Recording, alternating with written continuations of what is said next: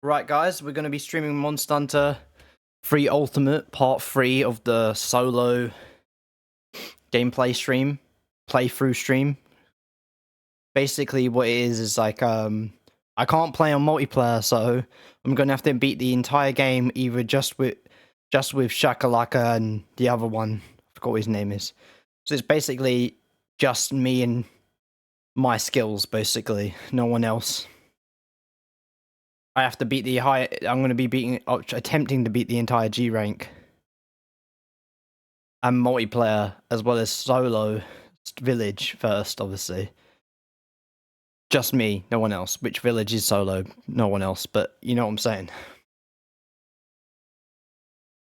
This series is going to be very long and winded and drawn out, so I can grind, because you don't have to grind as much when you're playing with other players, because you just need to get a decent set that works with what weapons you're going to use, and you can just stick with just using one weapon throughout the whole game, and other players can pick up some kind of slack that you're doing on the mistakes you're making. Where when it's solo, you have to know on a decent level multiple different weapons if you want in order to survive, and this either is going to push me to new heights of my skill, it tests me in ways I've never been tested before, and I learn the game in more ways that I thought I was going to know, and become a better Monster Hunter player, or it's going to literally beat the living shit out of me into the point either I'm forced to quit, or I have to I'm going to have to keep practicing for ages, and then the video is going to come out much slower once I've reached those freaking wall difficulty barriers. Start hitting me. But let's it's kind of late here. I don't want to. If I was living alone, I wouldn't give a shit, but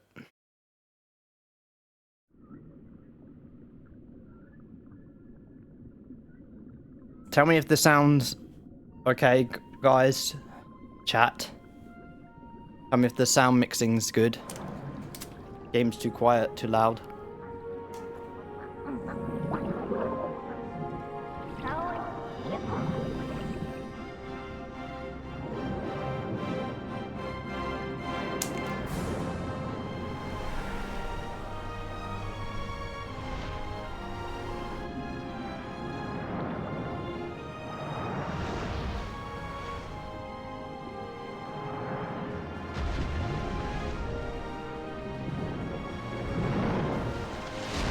Yeah, that's just the intro.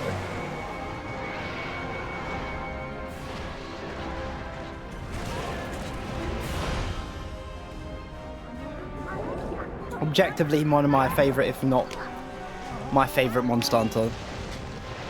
I mean, it's got the Gaiacrus in it, bro. This is where Monster Hunter got truly peak. Monster Hunter Tri / Monster Hunter 3 Ultimate is where like Monster Hunter truly developed. Took a next step up in quality.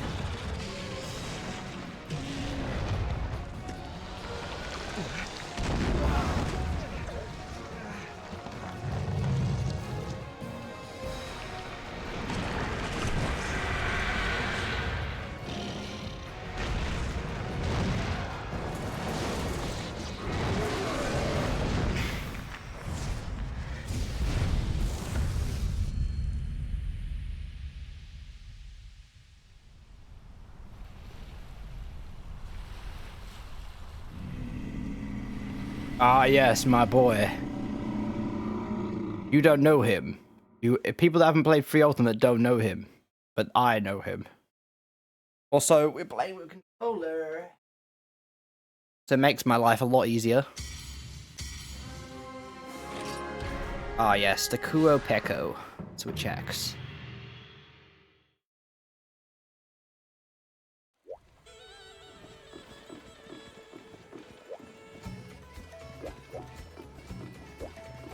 I forgot what we're gonna do next.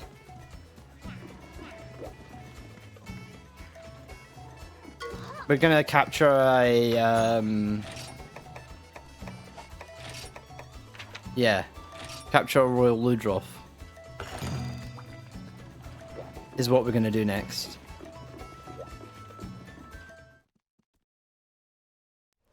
No hesitation, no worries.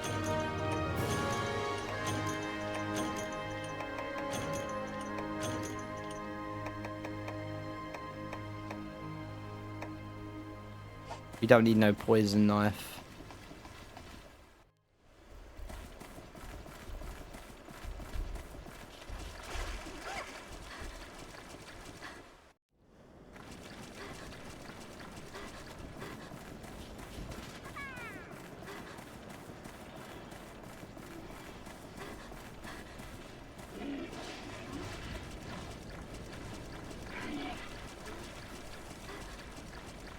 We're going full steam ahead in the next world. And here he is.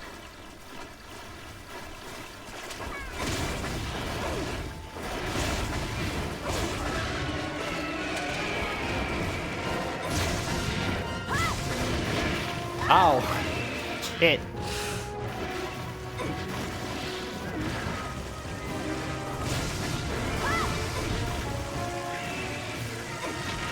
Ow.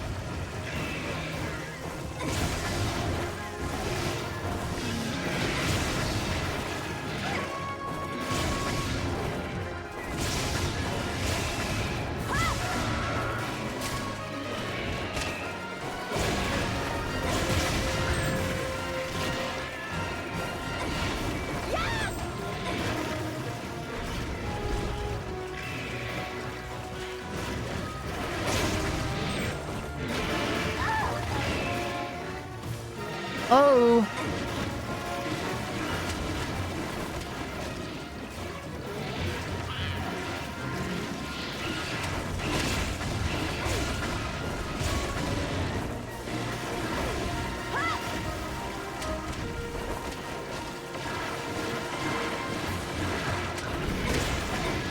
This guy literally spitting.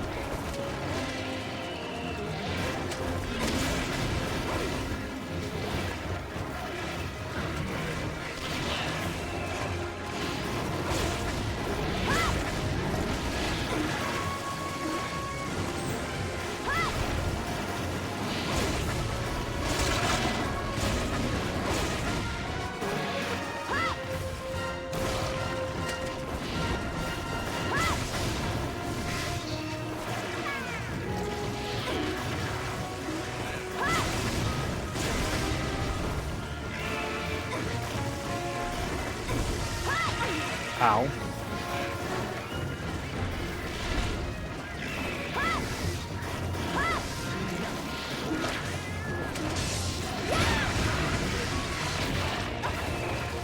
Ah, shit, he didn't let me do my ultimate move.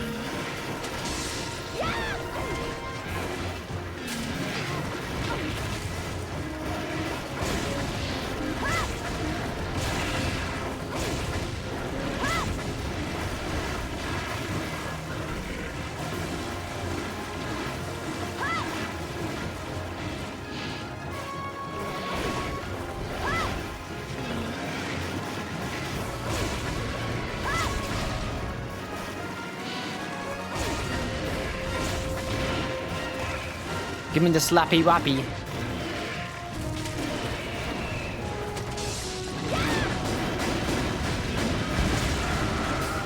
Hell yeah.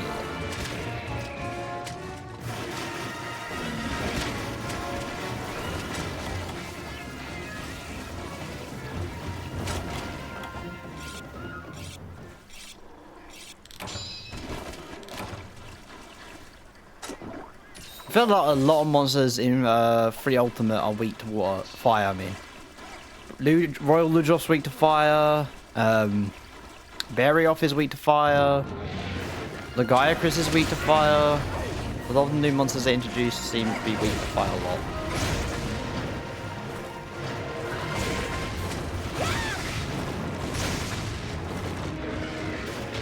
Ah.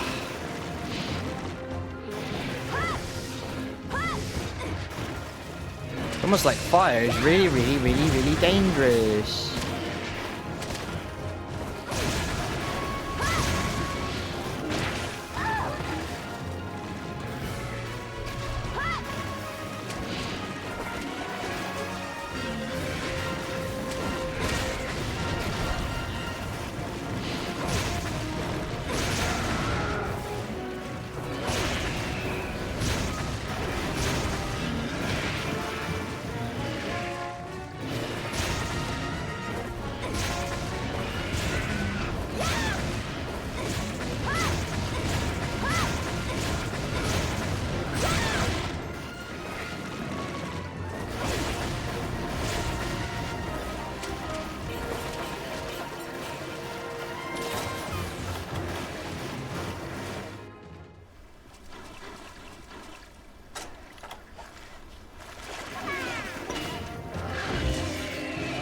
Come on, buddy.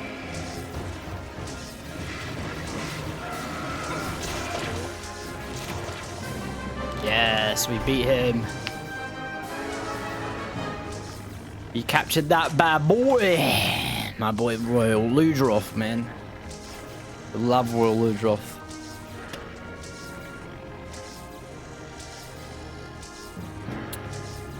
Pretty handsome, you know. He's got that. He's like a lion. That lion, you got that spongy mane though. The lion of the sea. Aquasac.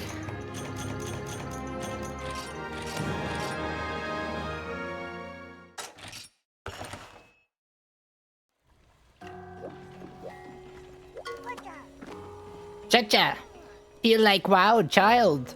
But child, mass may not look it, but very big chore to keep sip like a shape. Must brush away dirty loving the polishy wax.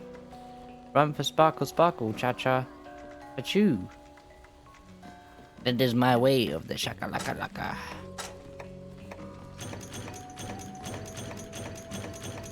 Scissors now.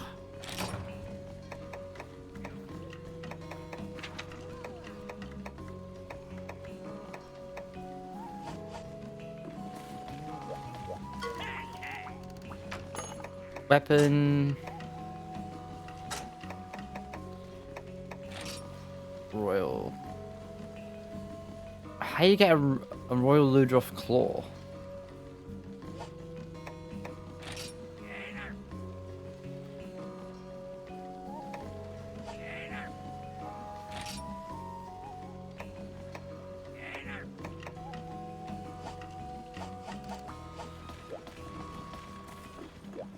Do you need like to break the claws, or is it just like a carve?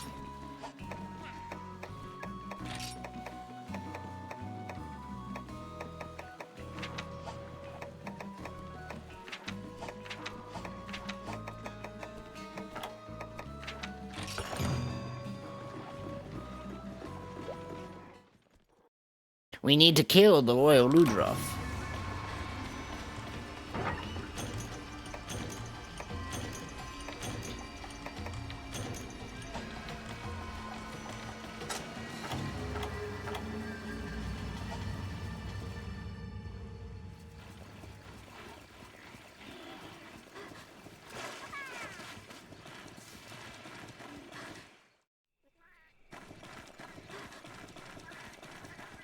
We need to slay him in order to get the claws we need for the sword and shield.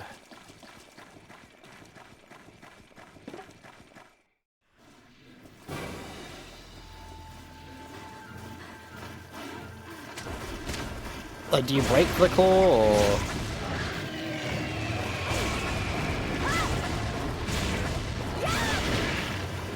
Ow.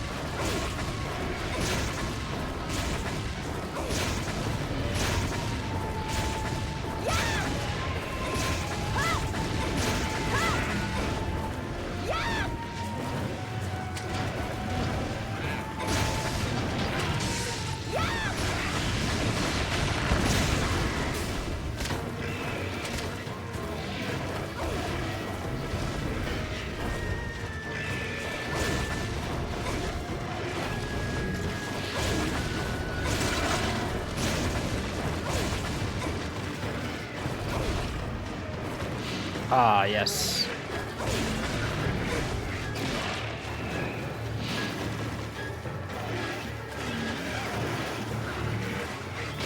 Ah, goddamn! I thought the hitbox was out of the way.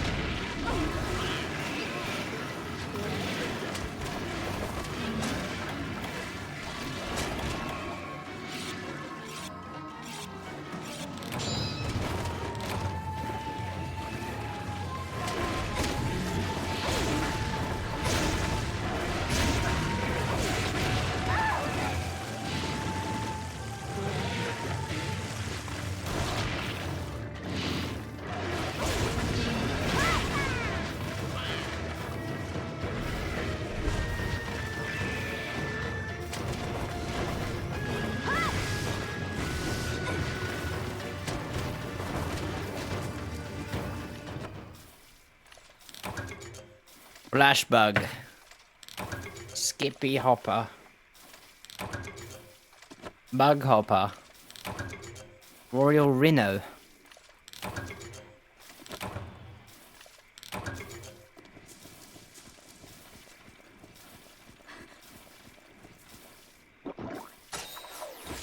He should be nearly dead soon. He's really easy to kill. Especially with like a weapon that's his elemental weakness. Because I think he's got really big major weak points. He's this guy does anyway.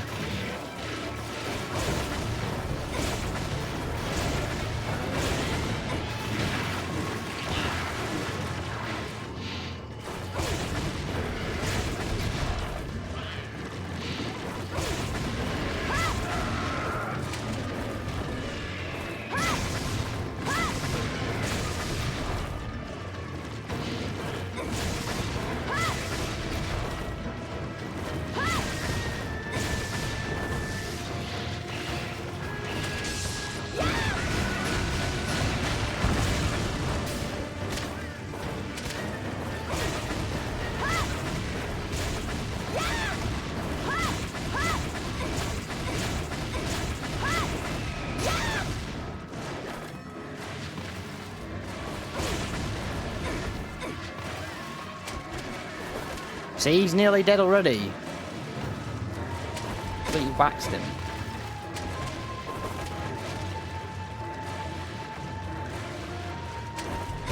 Oh.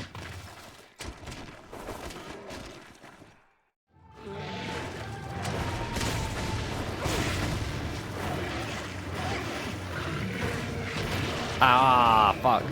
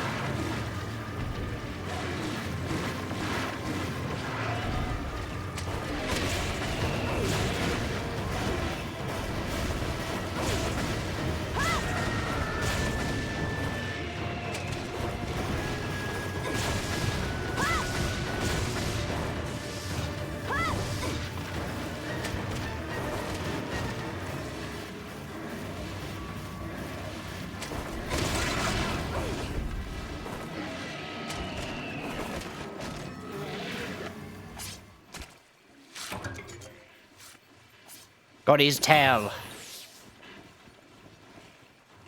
He thinks he can run from me.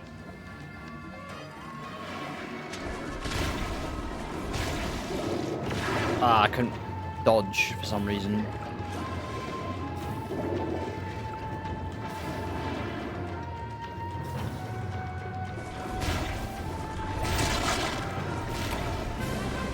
Ha ha ha. Goofy boy.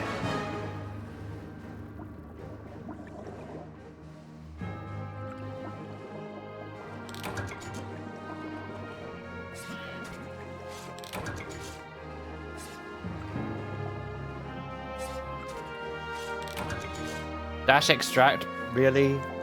Give me a claw. Quality sponge.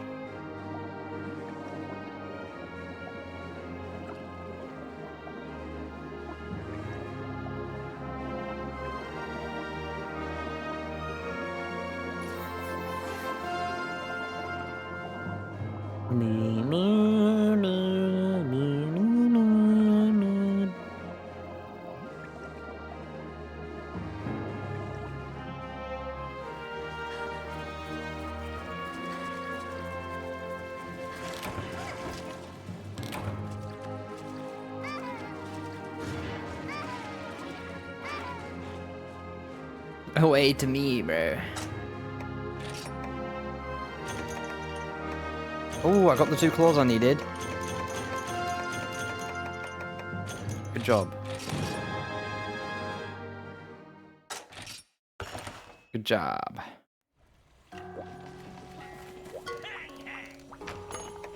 Then upgrade Royal Claw.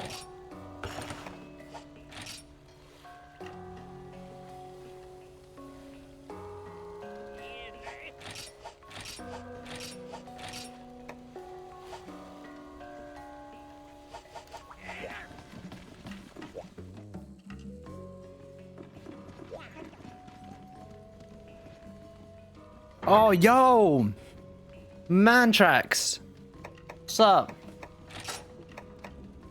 You wonderful people. You wonderful hunters. Oh, thank you for the follow. We're doing early Monster Hunter 3 Ultimate.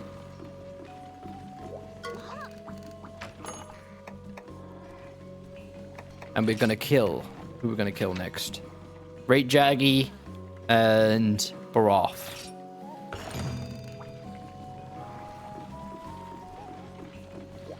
And somebody points out that's not a key quest, streamer. It's not a key quest. What are you doing?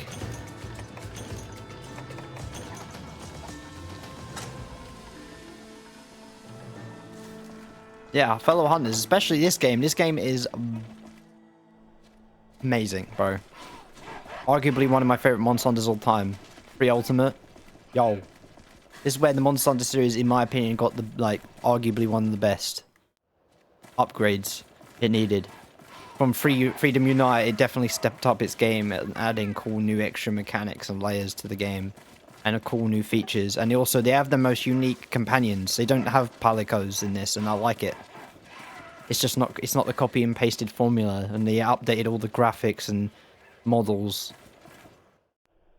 So much more better in this.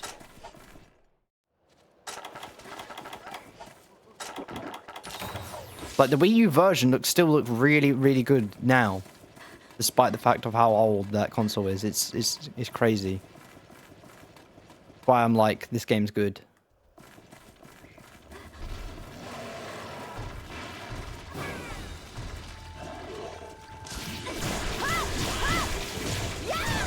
That's why I think 3U... Also, Switch Axe is amazing. Also, Brachydios got introduced, and Brachydios is arguably, and Zenogo got introduced outside of to a Western audience, and they're arguably my favorite. One of my favorite monsters ever. And we got got people like Baroth.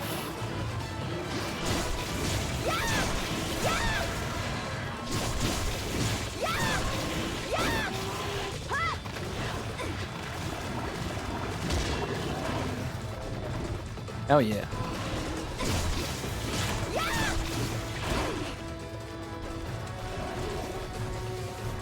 Wow, the sharpness really freaking tanked.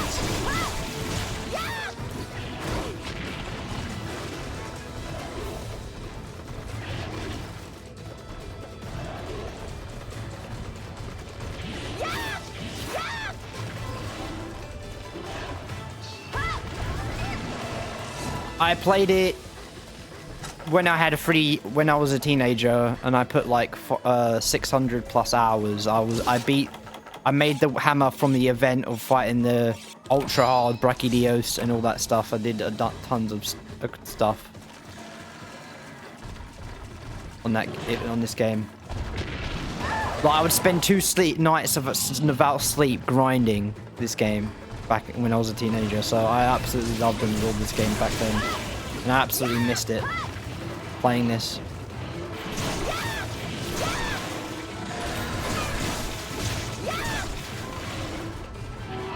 It's been almost 10 years.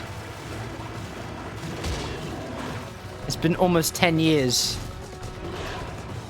since I've played this game, and I'm playing it solo because of the emulator. I can't play online, but I'm happy to challenge myself by trying to beat G-Rank multiplayer, the G-Rank online, G-Rank solo, which is crazy. But at the same time, it's this game. If you're going to solo a monster in the game, this game and 4U is definitely far more doable than Freedom Unite. I'll tell you that right now.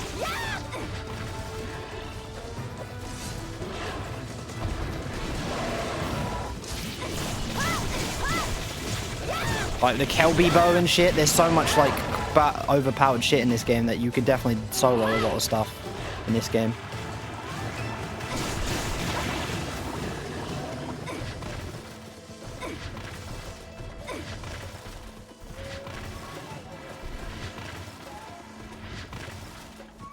I think Gen is only hard to solo because of the HP gap, right?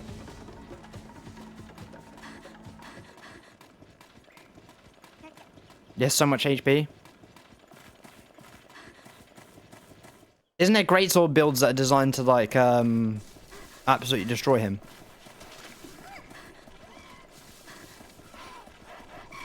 Like you can just keep using charge attacks and you'll win, or do so much damage that by the time when you get to the point where you need to face off him at the end, you can just easily kill him.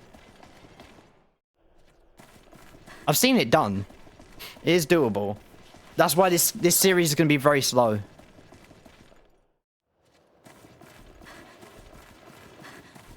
Yeah, that's the only downside for these older games, is that they didn't really get this. They didn't really get this offline solo part of the game scaled up properly.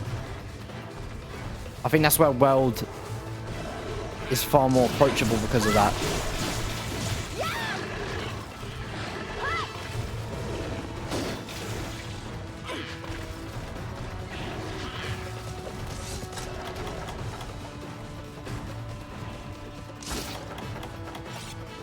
It's where World and Rise shines the most, is the ability to play solo so casually, like so enjoyably, easily.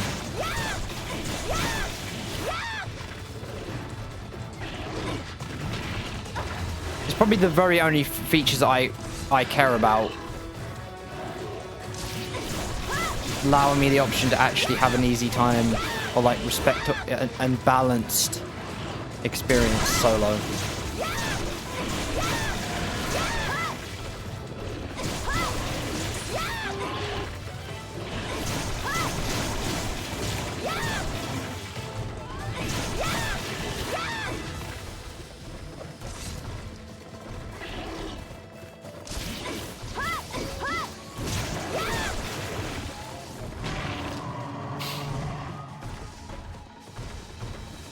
I mean, Sword and Shield in all monsters on the games have never been bad.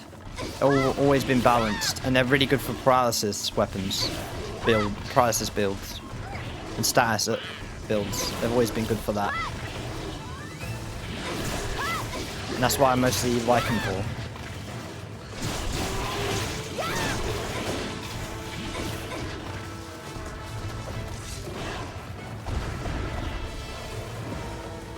They're just a really easy weapon to pick up and use. Even if you like never used it before, it's just so easy to do. The moveset is so easy to understand.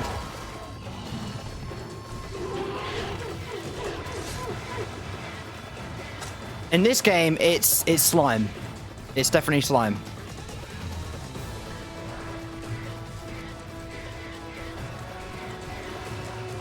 How good is Kelby Bow against Jen?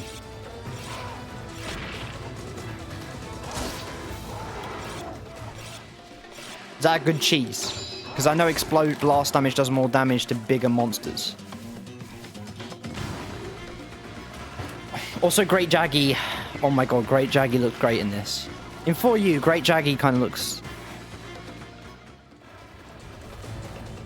I think you can use it against any monster. Right? Oh, shit.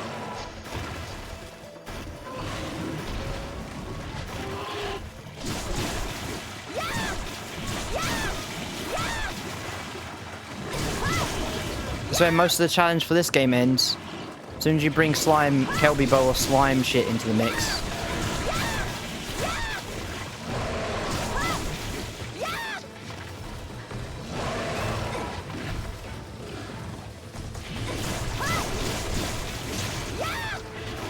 Like, Kelby Bow's damage is the most OP in the game.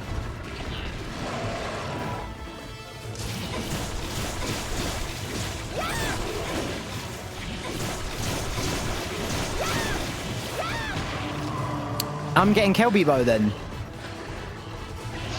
I'm not giving myself an option. I'm getting it. For my own sanity.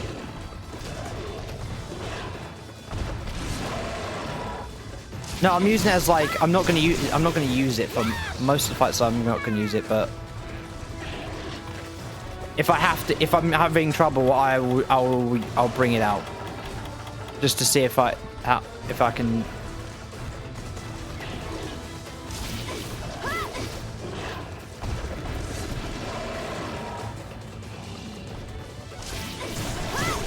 If it's Gen Moran, then okay, I'll probably just use it for him.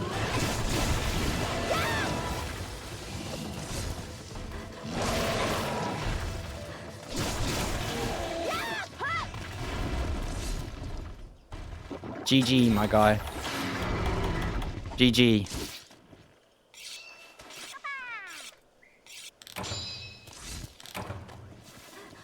This Sword and Shield was a good option.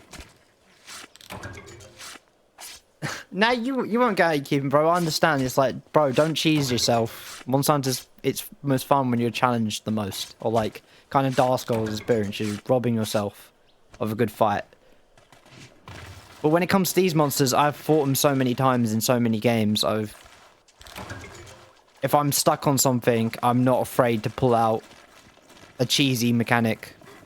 I'm not afraid. If I'm having like that much issue where I'm starting to actually like rage, or like thinking about throwing something, then I'm gonna pull it out. Because I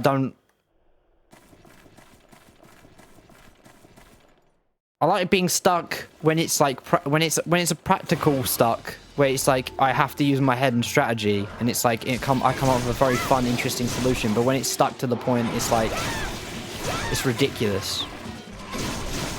But it's nothing to do with what I'm doing as much as it's just the game holding me.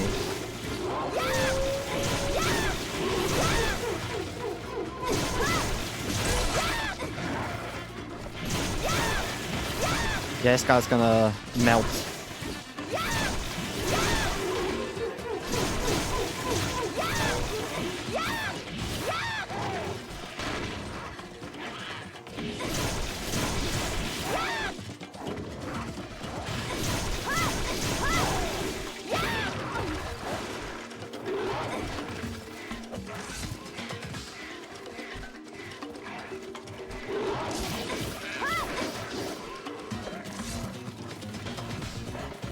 Yeah, if DPS is the concern where it's like the monster's got so much HP where it doesn't matter what skill you throw at it, you're not going to do enough with that particular weapon where you're forced into what your options are in terms of what is like practical in that situation.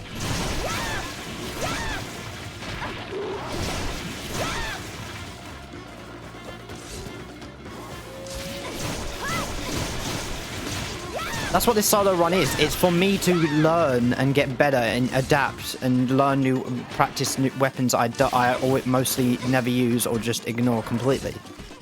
It's going to expand my horizons, and that is a good mentality to have if you want to, like, if you love a franchise, is to not push away the whole entire game's mechanics and actually be like, I want to learn now. I want to get better. And as a streamer, that's also very important. If you're going to be a gamer streamer, is to people want to see you literally grow. So if you're going to keep running away from challenge or cool things to do with your chat, you're not going to grow as fast as if you just embrace the process of everything you're doing. Yeah, this stream series is going to be very, very slow because a lot of grinding, kind of, yeah.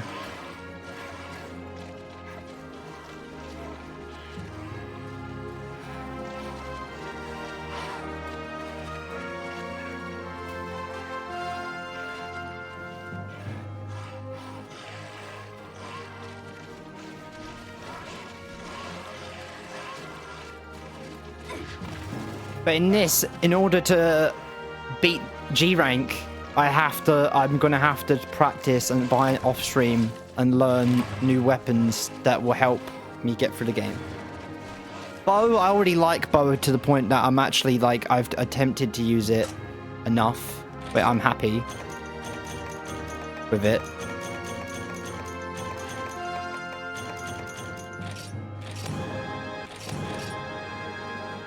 Bowgun and light bowgun, I don't really like them as much. I don't like using them. The reticle, how it's all like, it's so like, you just tap it once and it goes whoop.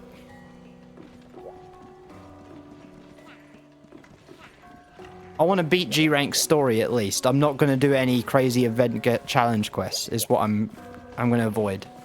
Event quests. Event quest is null and void. Doesn't matter.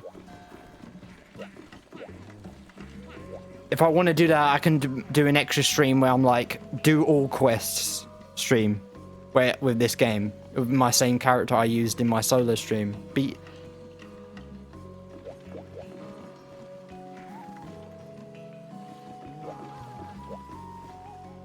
Now we can do those too.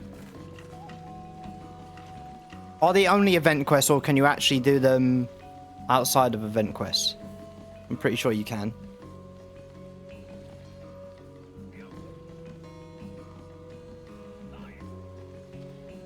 I remember them being quests naturally built into the game for it.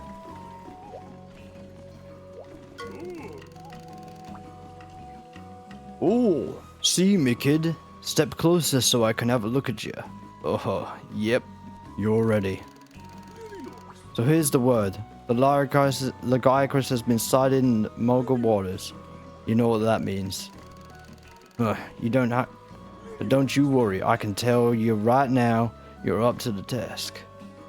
Heck, I bet you're tougher than he is. Now listen up, kid. The Lagiacrus has got special organs on its back that can use to conduct electricity. You gotta watch out for those. The more the juice the beast generates, the more brilliantly they shine. Actually, it's a lovely sight, I hear. The glow gets so bright that the sailors have mistaken it for lightning. Problem is, most of the sailors are 100% certified dead now, because they didn't clear the heck out of there. See, once the organs are charged, the Lagiacrus releases all the electricity at once in a very deadly attack. The prettier the sight, the more you've got to beware. Yeah, I would have fought Lagiacrus. Lagiacrus, arguably in this game, is the best version of him. I don't care what you say about like for Ultimate, no, Generations Ultimate's Legiacrus is garbage. On land only Legiacrus. No Ivory Legiacrus. Garbage. I don't like I like him because he's Legiacrus, but he just doesn't fight. The fight isn't what it was in this game.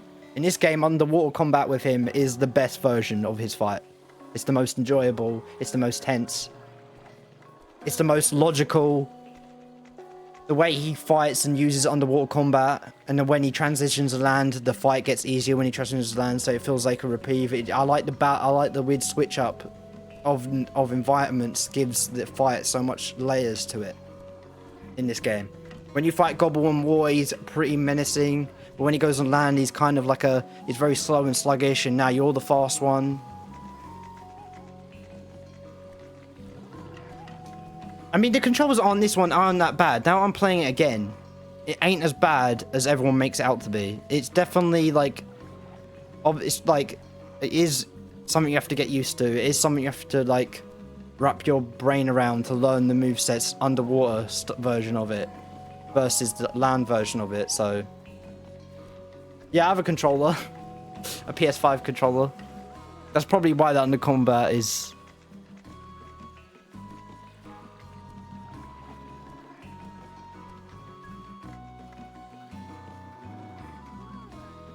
It's probably why the underwater combat is not bad.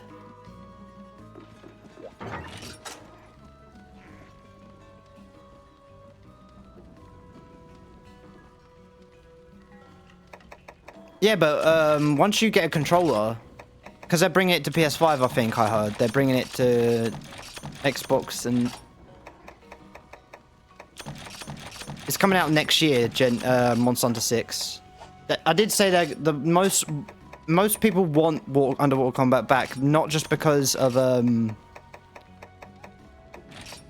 just how much depth it brings to the game and the uniqueness of it. It also there's so much more monsters you can bring back. I think Gobble is like amazing. Giganox is amazing. Giganox is better Kezu, in my opinion. Giganox is just Giganox, bro. Great. Yellow Giganox, amazing. Love them, bro. Free Ultimates monster roster is arguably really hard to find any of them that you really generally dislike. Baroth, I like Baroth. Snow Baroth, I like Snow Baroth. Every roster, Kuopeko, Bolt Kuopeko, I like them. Like their colors, like the design, like the fight, like the unique gimmicks where he can buff himself, he can call other monsters by mimicking their voice.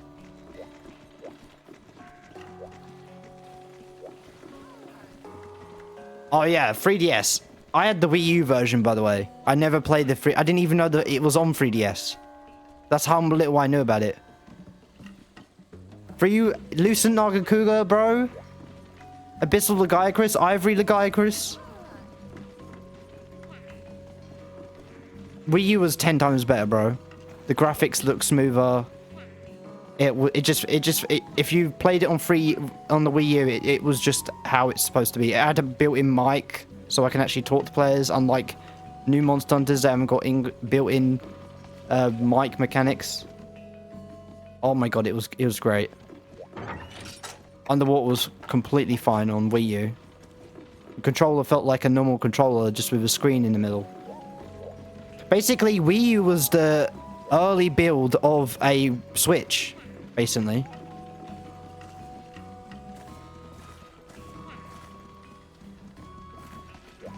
Oh, that's fine, I'll be doing lots of grinding. So yeah, it's in the game. So I know I tend to clown around, but what about it you tell you is no joke? You get attention today? Wondering what's up? Actually, I bet you're wondering if I'm even capable of mature conversation. Well, let's find out. He's back. The guy Chris is back. The Lord of the Seas himself. Holy shit. Oh my god. It's him. It's him.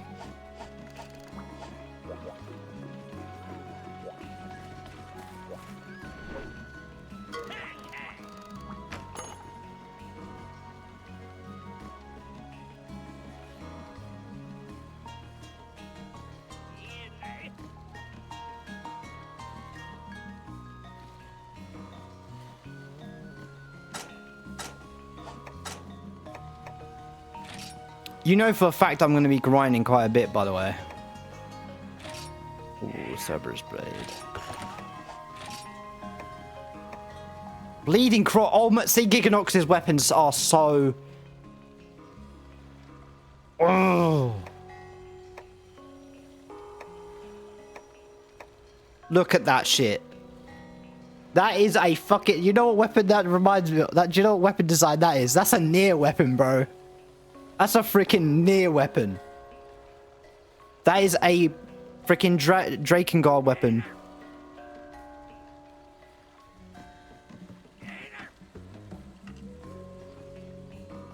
Well, in solo that makes sense, but I'd rather go for... In low rank, I'm gonna just upgrade it. I'm gonna find a decent armor set and then just upgrade it.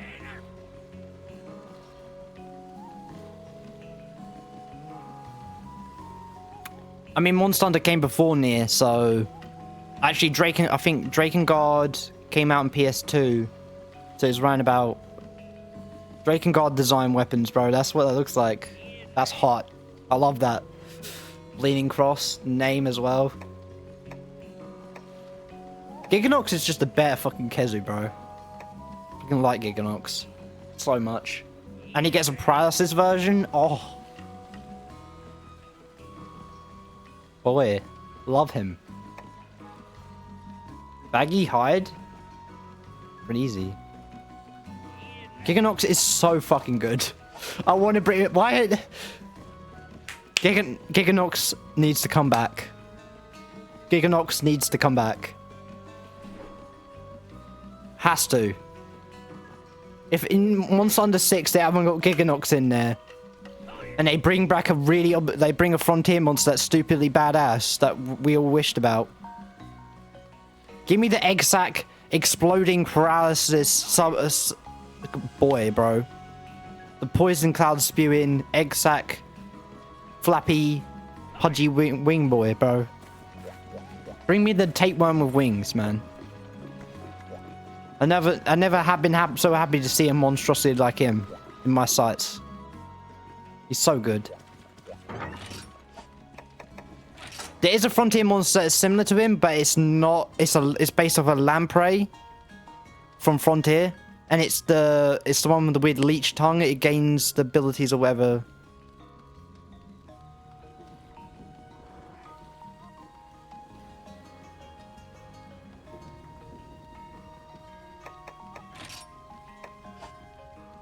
But I don't like Khezu. Khezu hasn't even got a theme, and freaking the theme they choose for the Tundra theme is so freaking cool.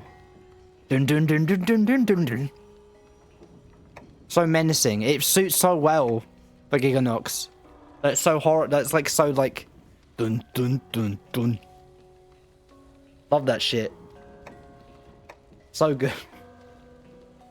They've got such good soundtrack in this game.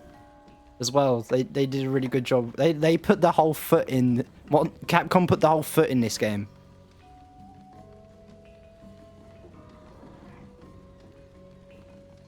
Yeah, and I love it. It fits both of them so well. They're both scary for different reasons. One's like an apex hunter. The other one's just a disgusting monstrosity that just makes you want to shit yourself from how ugly it is and what it's going to do to you. They work so well. They're both like good, perfect versions of like scary. A saber-toothed tiger with wings that can ride a freaking snow vortex, and a freaking poison spewing leech with wings. It works. Did a good job.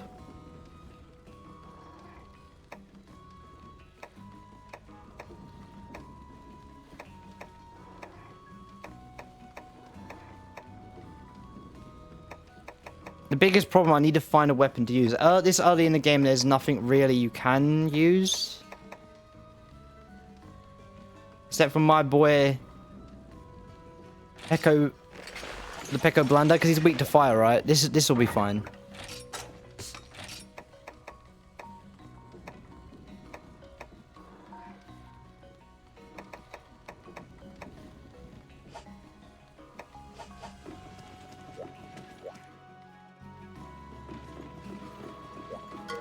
I just love the, also I love Char Char, bro.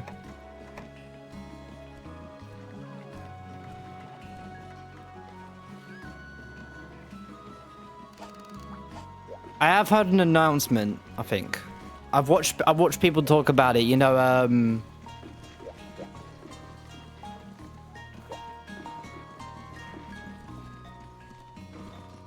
Monster Hunter 6, yeah, I heard a lot of things about Monster Hunter 6. If I haven't seen the official announcement, I'll probably watch it today or like some point. I'd rather be blind to it though when it comes out. I want to know when it's, all I care about is the date when it's coming out. I don't want to watch any trailers. I want to be completely blind going in. Because I'm going to stream it. My first playthrough ever of that game, I'm going to stream it. So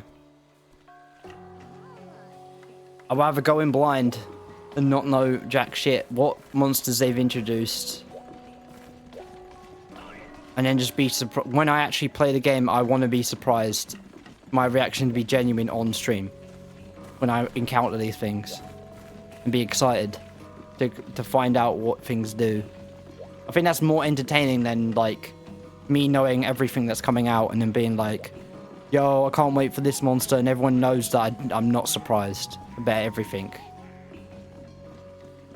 It's more fun to see someone literally go scream and be like, whoa, he added this monster off on camera and just fall out their chair, bro.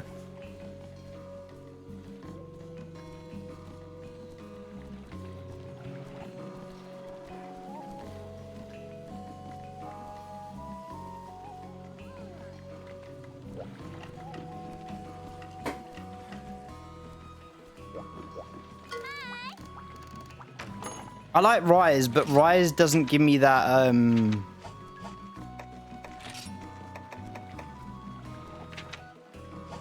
Oh, Lagombi.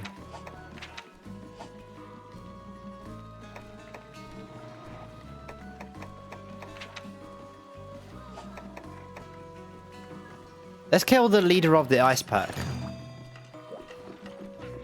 I want to go straight to the urgent quest, even though that's, like, cool and all.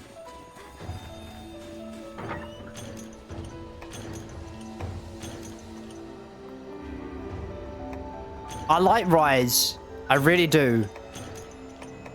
But giving everything a counter, you can give me a weapon I don't know how to play and I'd still win. And even when I'd lose, you still can get a gem after getting your ass whooped. You can fuck up and still get crazy good loot. It's like you're taking the fun out of there's no punishment behind your mistakes.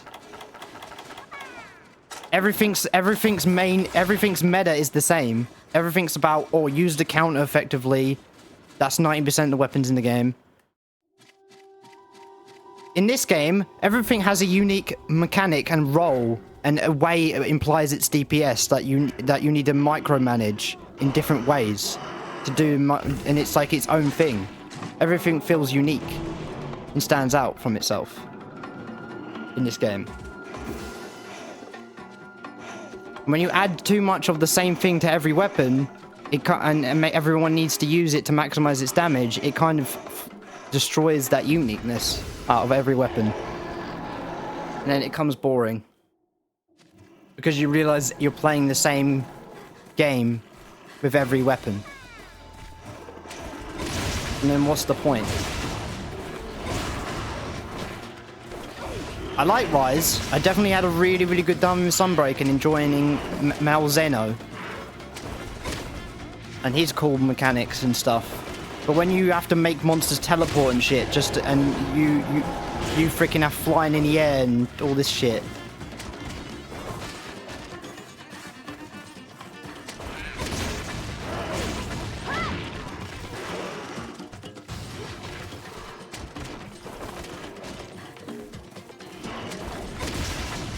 I mean, longsword has like 4 different counters. It's ridiculous. Or 5 different counters alone to choose from. It's like how many times you're gonna saturate a fucking mechanic.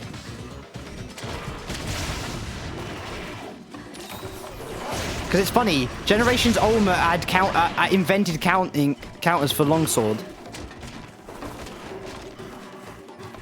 I'm a longsword main, but even I can admit that shit's stupid. Even I think giving that many counters to if you can't even handle the good counter, it's like even I admit that is fucking stupid. Like I switched to greatsword and enjoyed that counter.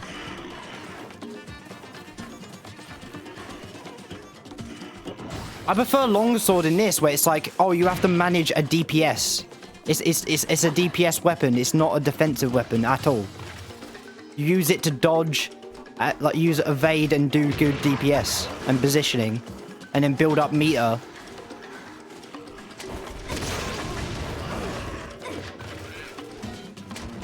And you get the red bar. That's way more fun to me.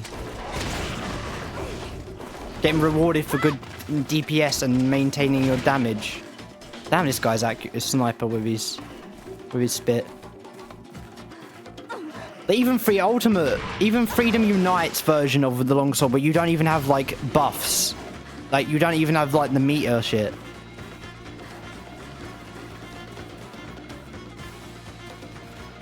I don't like focusing on counters.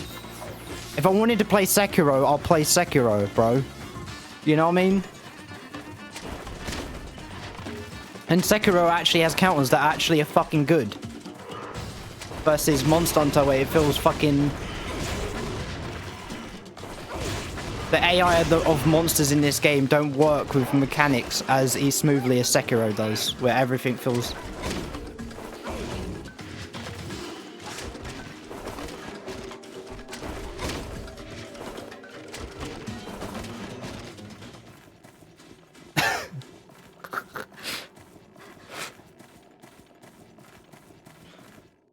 See, this is what I like. And I like people that make jokes about their own main weapon. I can make jokes about it, bro. Because that's what I felt when I was playing longsword counters. Like, I might as well just play fucking Sekiro. Like, I might as well just freaking learn that game and just play that game. Because holy shit. Like, the greatsword counter isn't really a counter, it's more like a block counter, and I like that. It's more like where you just guard, kind of. It's weird. Like, I just started using greatsword through, like, the last 30% of the, you know, of the post-game. Because I just really wanted just to use that instead. I wanted to use something else after using longsword for that long. It started to stress me out and annoy me because it's the same thing every fight.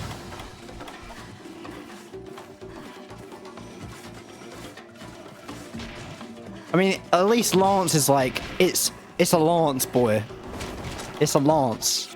Like you got options other than just counter. You can block. You can, you know. You've got the counter buffs, where actually you get buffs from countering, where longsword doesn't get buffs from countering. Longsword's just fill up meter until you can use the free hit mega combo, until you become Virgil. If I wanted to play Devil May Cry, I'll play fucking Devil May Cry, okay?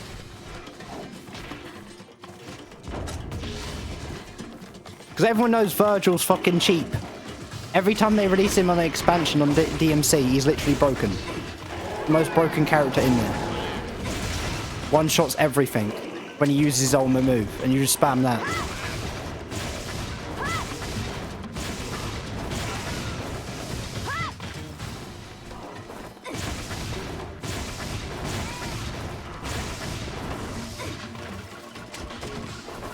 With these games, Nothing's overpowered until you get an exploited weapon that exploits a gimmick that's really strong to the extreme, like Kelby Bow. But in Rise, just being good at countering turns off the whole game. Just you mastering one skill that is built into the game naturally turns off everything the monster does. You don't even need to care anymore. And I know it's like down to skill, but like you shouldn't be able to turn off the whole game just by mastering one fucking gimmick. One fucking mechanic they added. That's not how it should work. That's not how games should work. But like, you know, the Zoomers nowadays, they need their with the energy be freaking Monster Energy Drink Ultra in their hands. I need to feel like Virgil. I need to feel like a god in games, or else I don't play it. You definitely cry that shit slides, but not in Monster Hunter, bro. You can feel like an action hero in that shit. I don't give a fuck.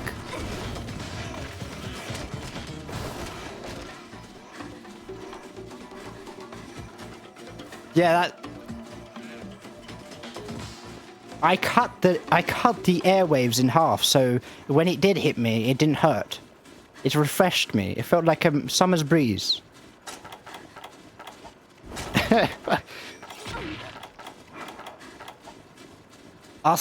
Me using hammer and just knocking out the monster with Unga Bunga strategy, and having a better time than longsword, just going Unga Bunga style. And them going, I have to, the timing. I have to put the sheath in the sword and wait until they do something. They don't, the ultimate count, as soon as a monster AI bugs out and they don't attack and they just stand there, fucking longsword user goes, oh shit, I have to actually mash buttons now. I have to actually use my weapon differently now. They start having a stroke from their brains actually trying to their muscle memory trying to fucking switch over to something they don't know.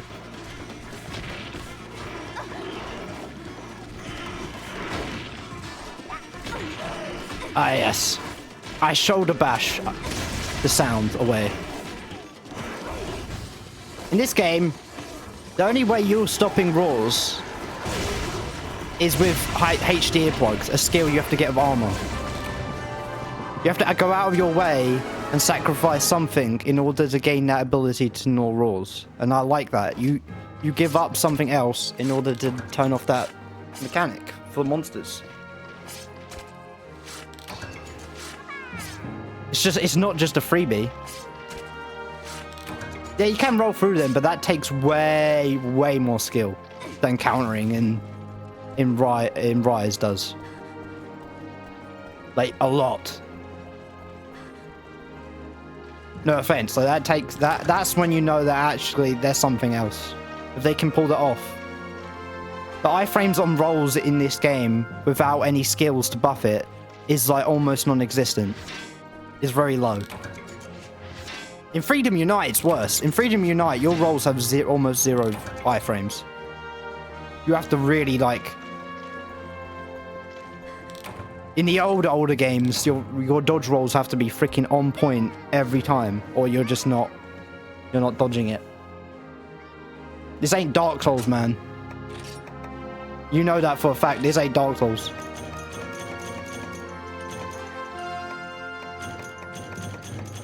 With no dodge plus, with like increased iframes, no.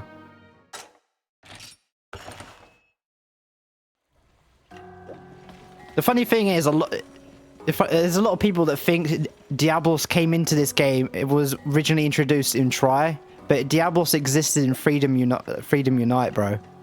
Diablos existed before this game. Before Tri. And even in that game, he's awesome. Even in that game, Monobloss is like... Yeah, Monobloss is like the... Monobloss is objectively good because he's Diablos... Basically. Just with one horn. He's the exact same. That's the only reason why that's why Monobloss is objectively gets, like, love. Because he's related to Diablos.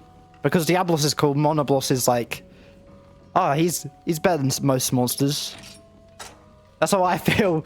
He's like, you know when you've got a badass cousin as a celebrity, you already get like partial fame just being associated with him. Monoblos is Diablos' ugly cousin. And everyone just loves him because he's associated with someone that's actually like got so much love. And he's like, he's similar, but he's not him, but he's still he's not Yain Cuckoo, bro. He's not annoying, he's not Yain Garuga, bro. He's that guy, man. If I had to choose between Diablos and Monoblos, I'll choose Diablos every time, but he's still that guy. He's that guy that gets respect, but if they had to choose between his better older brother, they're always going to choose the better older brother over him. It's no contest. But sorry for Monoblos, man. Because when I was fighting him, Monoblos, that is, I couldn't find faults to really hate him. But I couldn't find anything that was unique enough to be like, oh, he's he's special. He's not Diablos clone.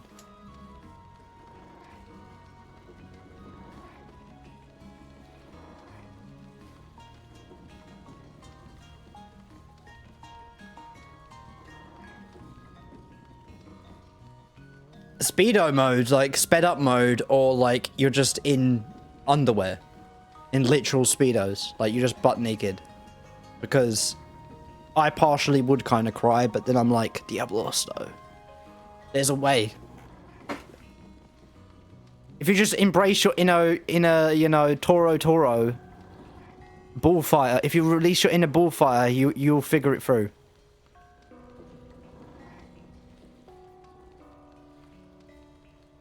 Oh. Yeah. I was thinking of, when I think of like streaming or like, I think of it as some phrases as challenge mode stuff.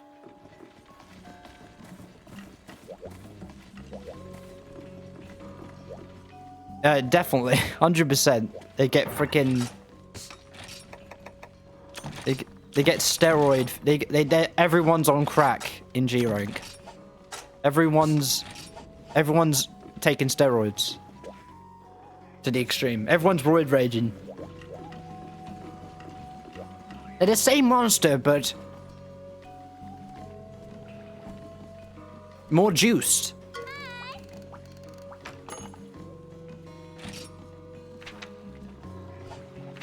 Oh, repel Elegiacrus.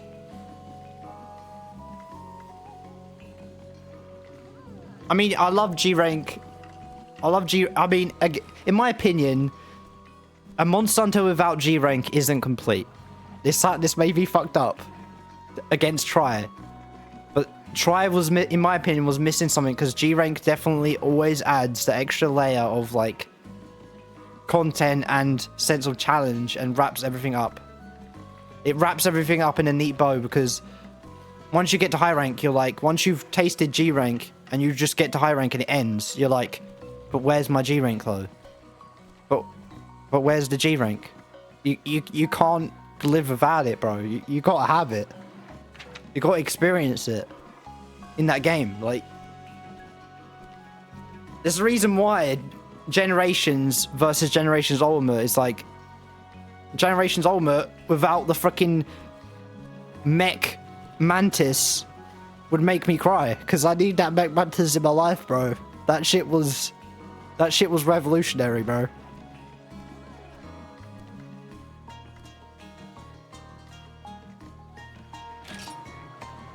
I'm weird with Monster Hunter. My favorite part of Monster Hunter is starting a new game.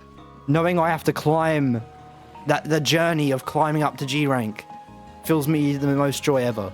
There's something about it. It fills me full of so much joy knowing I'm building up to something so great at the end.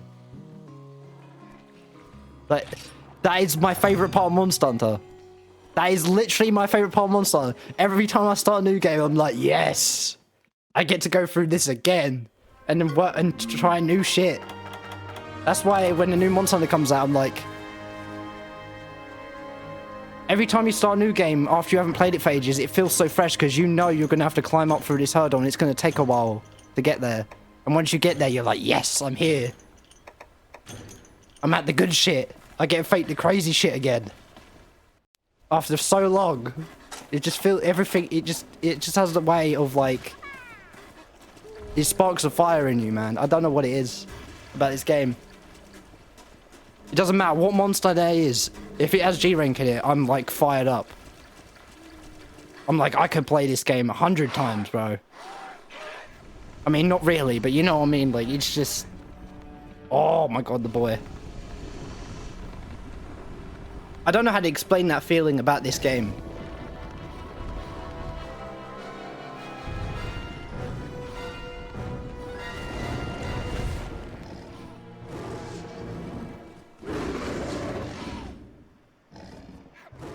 Oh yeah, when World dropped, I was going ham on that shit.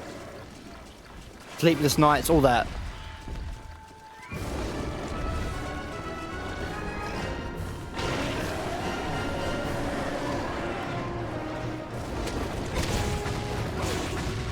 We only have to repel him.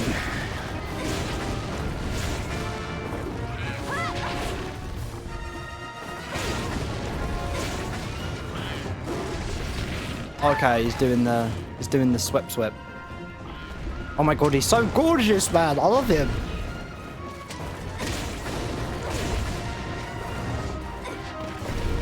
He's so oh my god. It's him. It's the OG.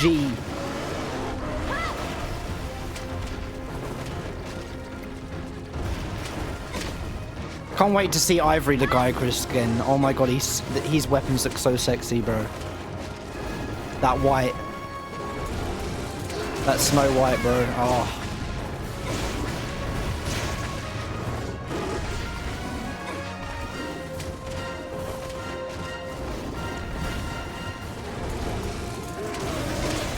He just completes me, bro. Look at this.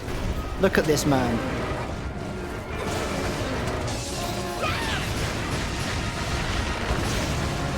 Who doesn't love this guy, bro?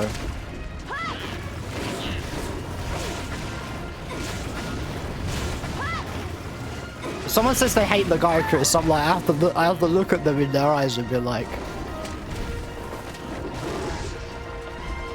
oh, did we even play the same game? Did we even play the same game? Did you get like an off-market brand, like, freaking creepypasta version of this game where you just like, what the fuck? You just got the one version. They got Monster Hunter.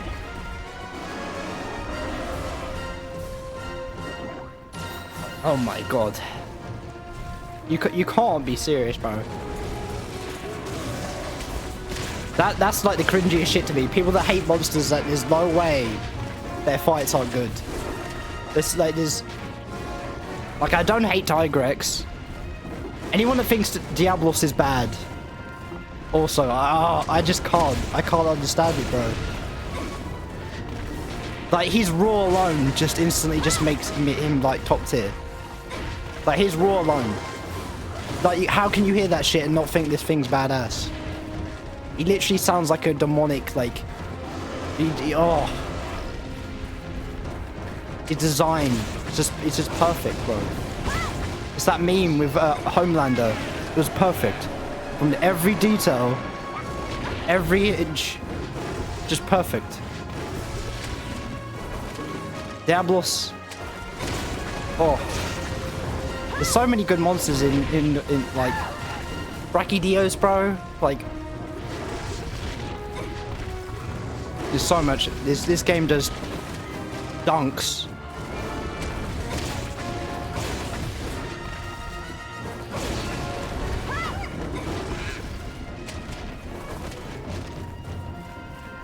Diablos is yeah.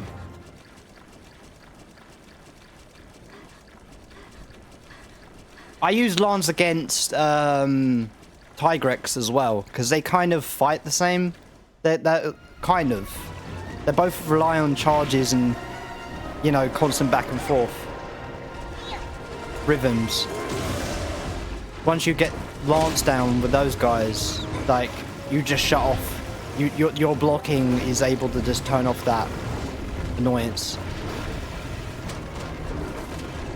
They're definitely hard counters to their, like, fighting style.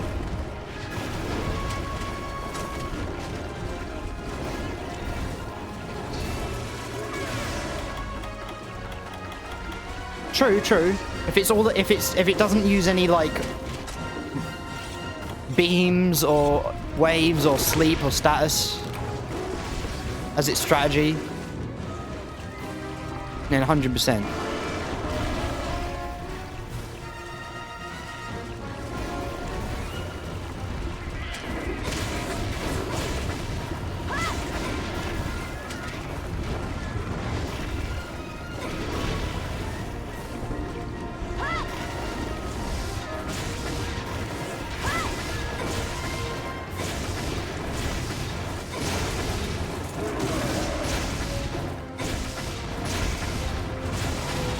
Yes.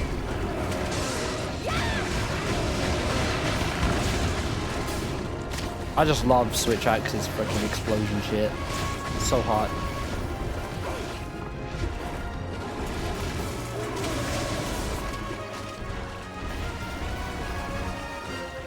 Axe mode is also so fun. I love the freaking multi-hit.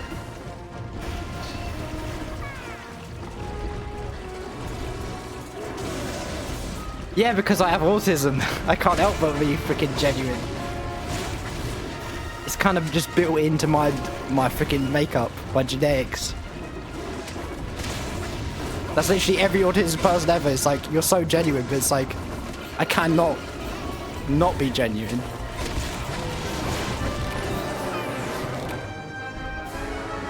It's how we are. It's how we come. Come packaged like that. It's our talent.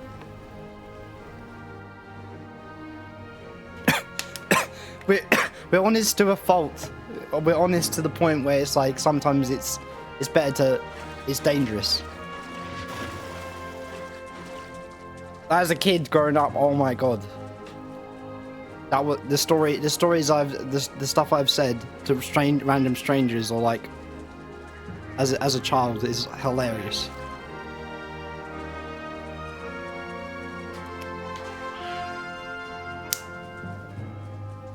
Man, times my mum's had to, like, as I was a kid, just the stuff that would come out of my mouth, she had to double take. Have a triple take at what I said. Being like a 5-year-old, setting some of the stuff I said was like nuts. Like, not in a bad way, like, I said some of the weirdest shit. It's...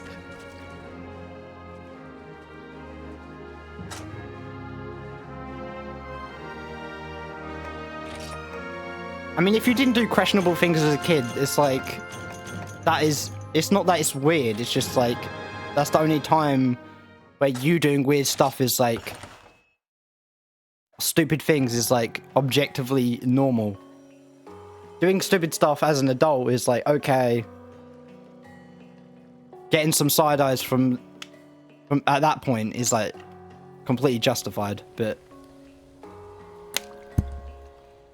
When you're look, every one of us as a teenager or a kid did something cringy at least a couple of times, and even we were cringed out about it after we realized what we just did. That's like literally like the normal part of growth, like being a teenager.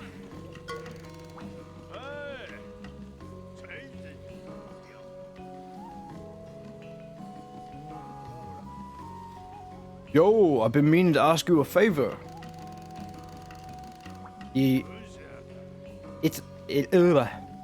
Intolerant cook has a recipe for extra healthy grade milk. God damn, you gotta get your milk, bro. Make it without the right ingredients. Premium milk makes for dishes that stick to your ribs. Good for you. Milk. You're not saying the same thing. Oh. Honey. Honey makes the world go round in Monster Hunter. Honey is the one ingredient, the one item that if you're running out of, there's a crisis. Honey is the single thing that propagates. In the Monster Hunter universe, honey is the one thing that keeps the world going. And ironically, in real life, bees are the things that keep the world going. Not so much honey, but like bees themselves. But it's kind of on point. The takeaway is, we need bees, bro. Regardless if you love them or hate them, we need them. Whether you're in this game or outside of it. Honey is literally the thing that if you're not farming for it. I mean, right now I'm just using what they give me in the box because I don't need. All I need is 3 first aids and I win because it's early game. I don't have to worry about that stuff as much.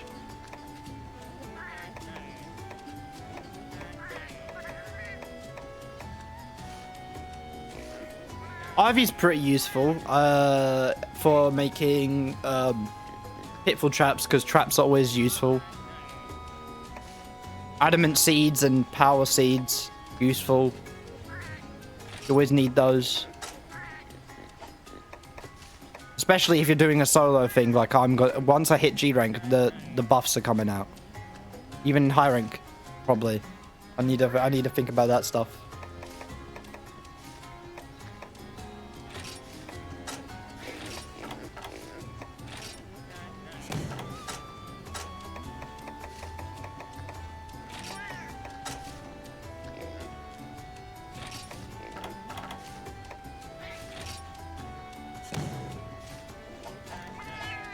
Also, I like in this game, you can go into Moga Village and kill stuff, and they drop stuff for you that sells, literally designed to be sold for money. So it's like, you can still make money and profit from hunting stuff in Moga Village. I love that mechanic. Like, infinite lives, infinite, just go ham, kill shit, and everything you kill gains points. So you feel like just killing the small stuff feels fun. When you're in Mogus Village, it feels like just everything has value doing something in there because it could give you something back. And also that it's like even killing just one Jaggy could give you something cool. When you send the report in, it could give you something that could be sold for decent money or just be used to trade the trader. And it's like everything recycles itself in this game very well. Every mechanic just has a lot of good feedback loops that doesn't lead to a dead end. Nothing feels like it leads to a dead end, is what I'm trying to say. Oh, hey, kid. Kid. Oh, the mouse on screen.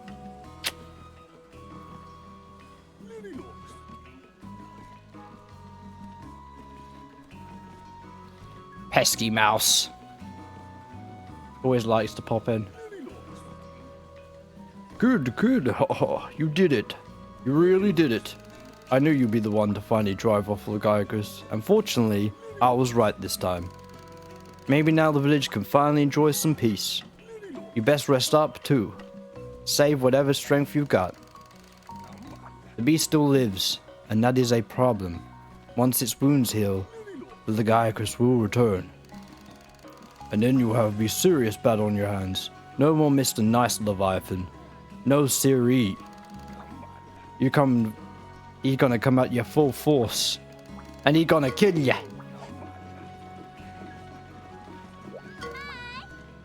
Woohoo! You did it! You drove off the damn Lagiacus right out the neighborhood. Betcha it took off because it knew the jig was up. And its skills were top fried, and that its check was mated. She's kind of awkward as shit. I like her personality, but holy crap. She awkward. Dragon Lady.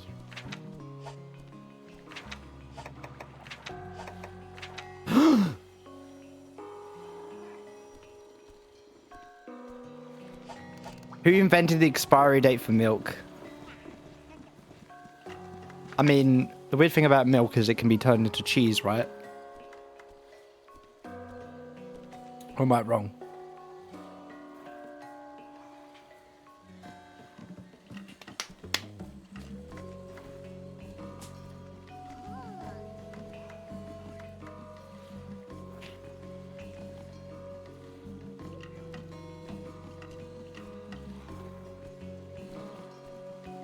Oh, Al Capone.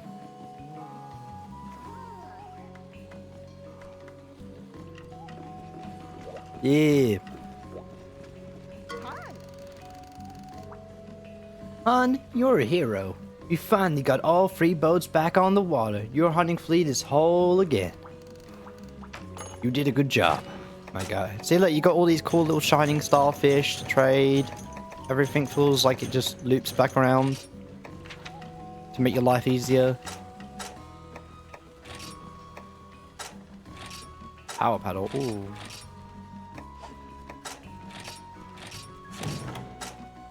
It's just these little items you get in this game that are themed around the ocean and the water that just feel really good.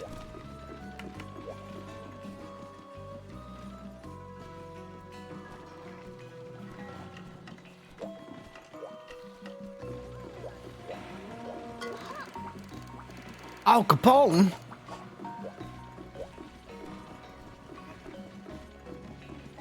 It's funny to think of a crime syndicate boss drinking off milk. God damn. That's my first thought when you said that. I was like, wait, you had to figure that shit out. Like some caveman, like...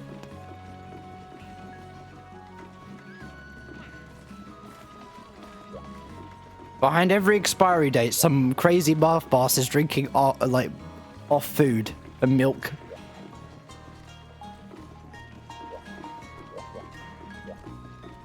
I mean, man, they got a lot of free time. Imagine like figuring the exact point when something goes off, like for the first time. That you've done it enough times where you know exactly to the dot, to the date of when this thing will fuck up. And you did it that much times. That means Al Capone drank that much off milk, and he did it in such frequency where he knew the exact amount of time. Without... And... Man, that guy must have had serious diarrhea a lot of times of his life, man. He must have destroyed so many toilets, man. And he was the type of guy that didn't give a shit. Like... No pun intended in this situation. He literally didn't give a shit to mess up any restaurant bathrooms, I swear to God.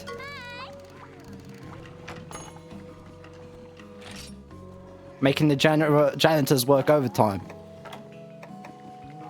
Or the custodians, as they call them. Ah. Why? Also, a lot of monsters in this game are weak to fire, which just weirds me out. Lagombe.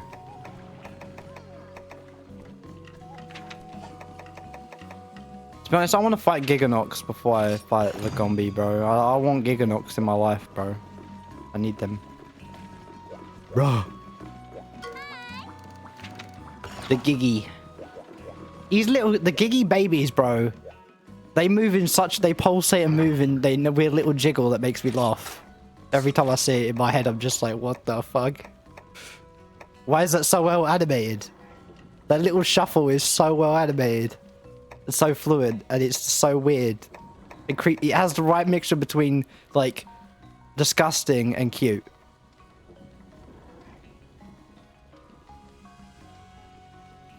Oh yeah, Agnacto.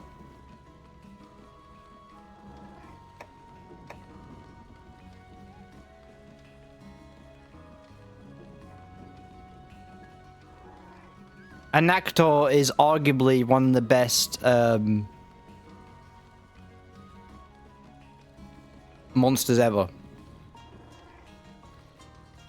The fact they didn't put it in Rise, The fact they made a kind of a magma maldro to literally take the piss out of the fact they had the Unkelos, the Eucantalos, the baby versions of Agnactor, or Acantor, no Acantor, Agnacator. They added Agnacator, but they did then, but they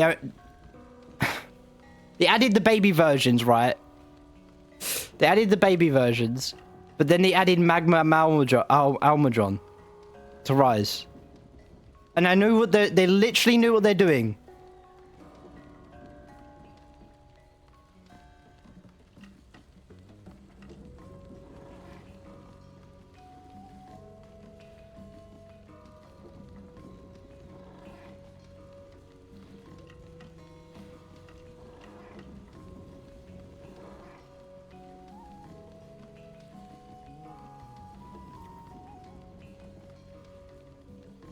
Well, yeah, but when I also think of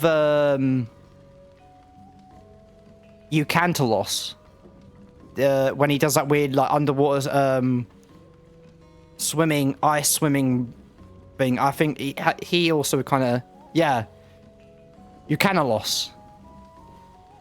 He does that weird underwater rave fucking swim at you shit, and he just like he zones in on one hunter and just goes in. And you're even if you Superman dive that shit, you're gonna get hit.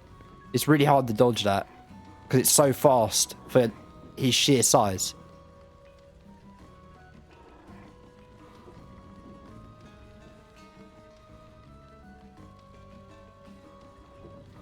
I'm just saying, if he keeps going towards you and you don't move out the way far enough, he's gonna hit you 100%. Like, it's really hard to get because it's just the sheer speed he comes at you with. Going towards you. I don't know if he's in this game though. And even if he's not, it's fine.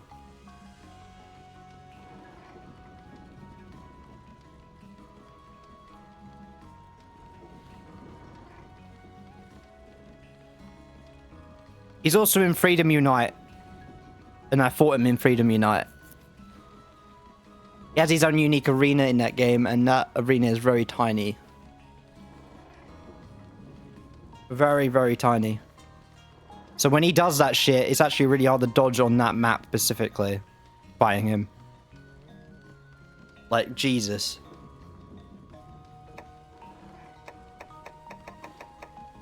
Now we have to... Oh yeah, antidotes. We should buy antidotes. Oro.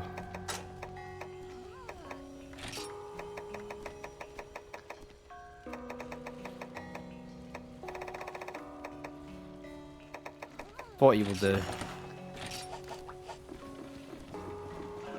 We're going against Giganox next.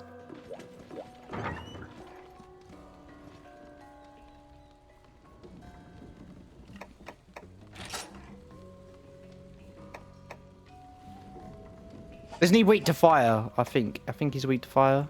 Giganox is greatest weakness. I'll keep this. I'll keep the switch axe then. If this switch axe can easily mess up the Gaiacrus, despite the fact I haven't upgraded it even more, then I think it can take down Giganox. For sure. Wait, I've got to... The one thing about later games, I like the fact you can still go to an item box and remove your stuff without having to go into your house. But this game, you kind of have to constantly go back and forth. Which is fine. But...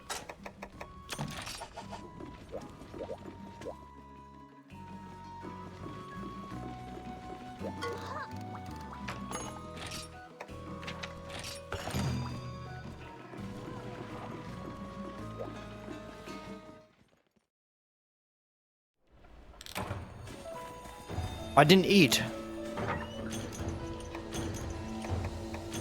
He hasn't got any unique gimmicks going on. Bounce bomb. That's for when he's climbing, right? Bum, bum, bum, bum.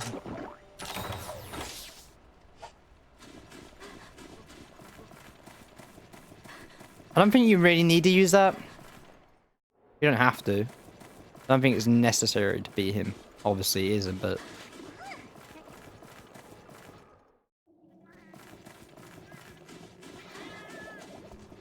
I mean, it's cool they thought of that idea.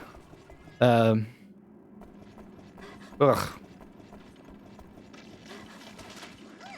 Because you could just wait and he'll jump down.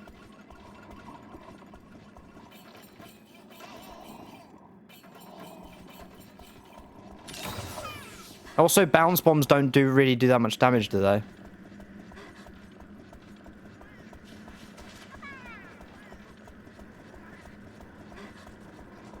Rathian's weak to thunder?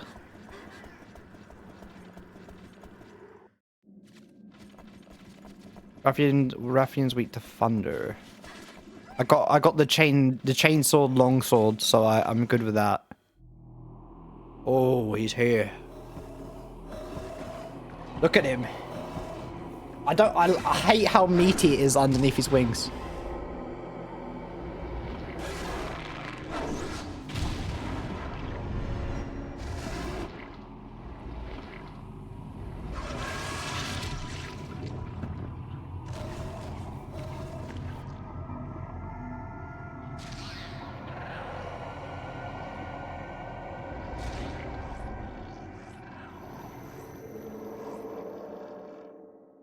Bruh, his face. Bruh. God damn. They did a good job with him. That's why Kezu doesn't really give me, like... doesn't creep me out that much. This guy literally... His underbelly is so meaty looking. It's so fleshy looking. It's nasty. It's just... Yeah, he creates like a poison bomb. So fucking nasty, bro. Yeah, he's what Kezu should have been. I've always said this every. I said this to my friend that has never played Free Ultimate at all and never fought Kezu in his life and doesn't know anything about it. I said Giganox is literally the Kezu that was meant to be. He was literally what he was meant to be. They chose the off-brand design to be the first one. They really it's a good marketing strategy. They release a shitter version of a monster, and then they release the real version. But then, like arseholes, they never bring it back, just because they know everyone's at some point's gonna realize that they need him. What part that upsets me is they brought Kezu to Rise, but not Giganox. That upsets me. They keep bringing Kezu back, and I'm like, please stop. Please. He needs a break, bro. Like, Kezu... Put Kezu back, bro. He's one of the old monsters that really just needs to, like, be fleshed out.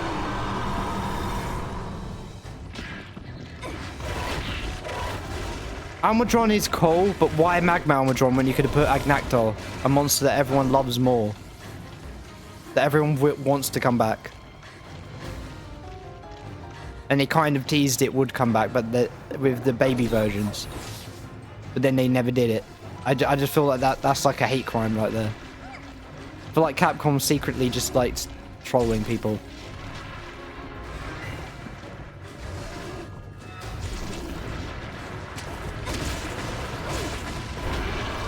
Oh, he becomes all purple and veiny, bro. Oh my. Look at this guy. I love, like, all his weapons are based off, like, Castlevania vampire fucking anime shit. Like, oh my god. Like some Dracula blood demon shit. I love that design of his.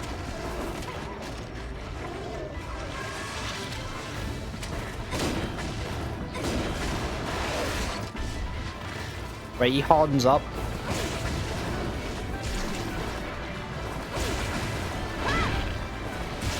Wait. A thing that is better than Kezu that actually has a theme? Yo. Wait. The fact alone, Kezu doesn't have a theme, and I get why they do it, because he's blind, and he never truly actually sees you. So therefore, he's never truly aggroes you the same way that everything else does. But why? That is one of the single reasons why this guy alone wins. Just that alone.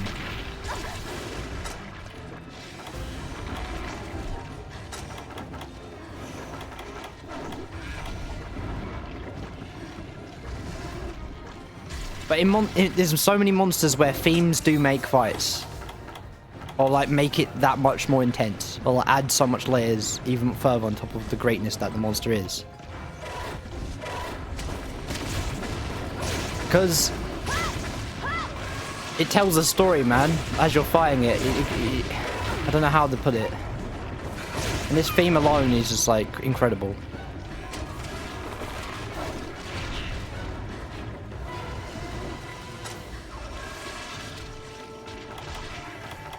But in reality, it just seems so dry when you're fighting him. When you're whooping his ass and you realize, oh shit.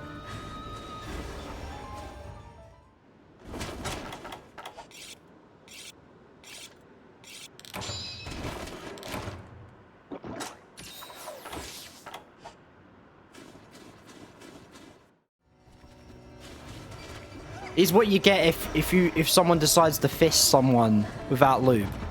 It's just utter destruction. It's chaos. Stop. Madness.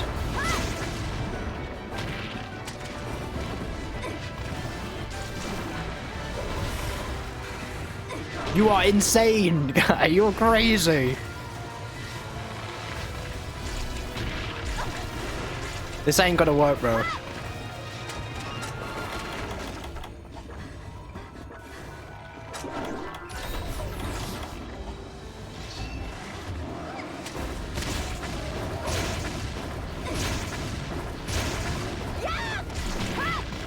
Oh, he hit me at the last second. I mean, look at his jump, bro. He's so floppy. He's just perfect of creepy. The wings and the way they're shaped. Oh my god, they did a perfect job with him.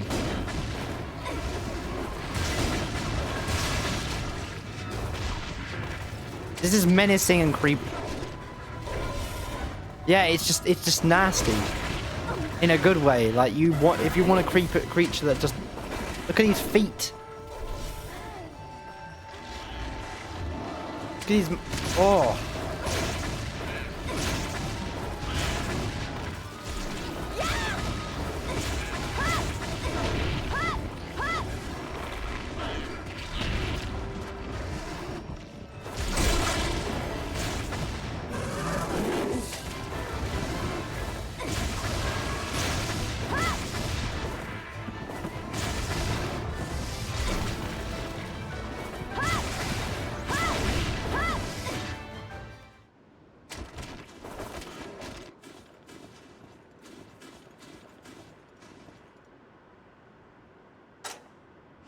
Oh yeah, I love that concept of like his head's so much the same as his butt that you literally can't. It's really hard to tell the difference sometimes, especially when you're not paying attention. Like Kezu tries to do that, but this guy literally succeeds at that same strategy. Like Kezu kind of like has a shitty version of that. Like everything about him is just done better version of Kezu, what he's trying to do. He actually got time to cook. And he made a good pizza out of him.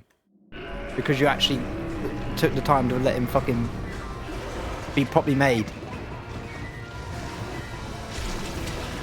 See, Capcom, when you actually fucking give shit the time it needs, you can make a good design. You make good monsters, but when you just shove them out half baked, like Kezu is literally the definition of half baked, bro. Compared to this guy, this is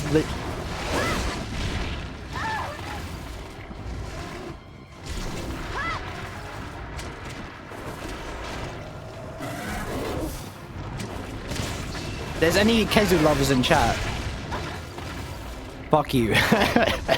No, I'm joking. just the sheer fucking disrespect. It just makes me laugh in my head.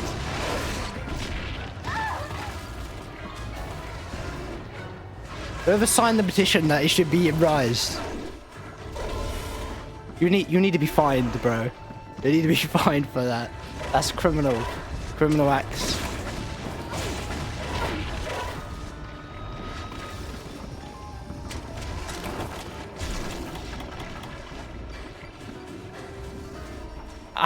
What also?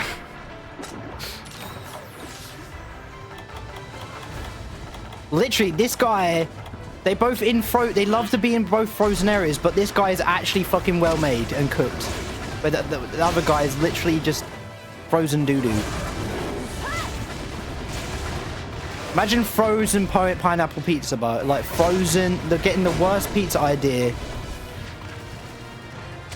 Mud pizza, frozen mud pizza, bro. That's what he is.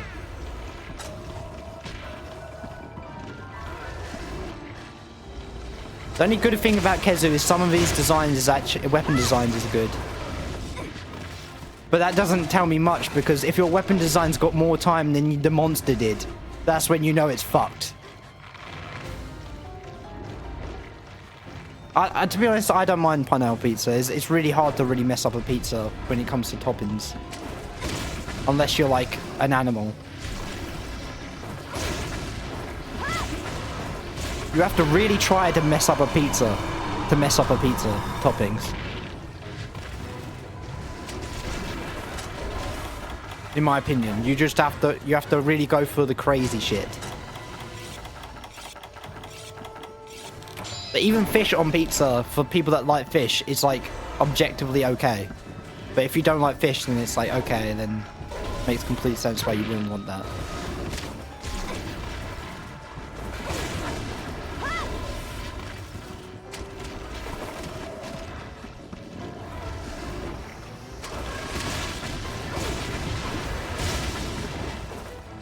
There's a streamer that has, I forgot his name, it's Elijah, that does Monster Hunter. He said he eats, instead of having tomato base, he has a curry based pizza with bananas on top.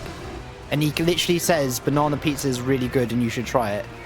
And everyone says in his chat, it's like, you're just joking, there's no way, that's disgusting. And then there's people in chat that have tried it and they say it's actually alright. It's kind of funny.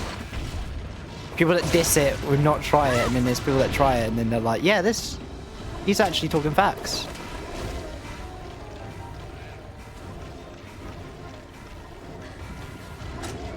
Again, pizza's the gift that keeps on giving. That's why pizza's objectively better than burgers, bro. Like, the burgers, it's really easy to reach a limit with what you put in it.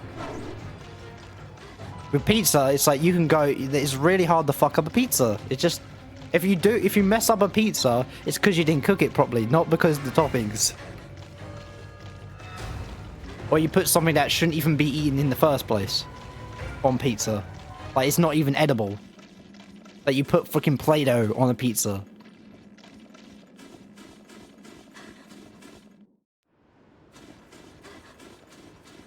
But burgers, though, that's really easy to mess up, because if you put bacon on it and you put all this other stuff, it becomes so free. If you jam pack that shit is horrible. Not just to eat, just to hold. It just gets everywhere. The juices get everywhere. It's a mess. Like, burgers is just one of those things, bro.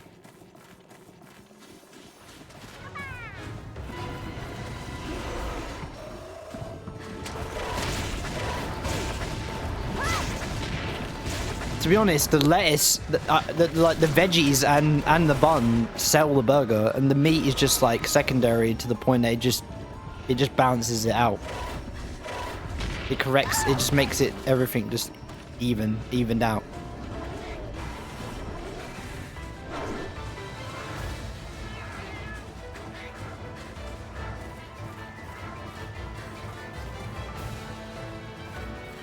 Veggie burgers, it's really hard to freaking explode at everywhere. Like, it's really hard to just... It doesn't explode.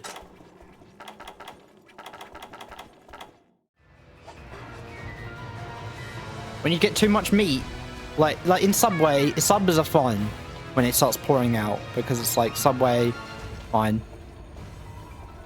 You can add so much to a sub, and it still be decent.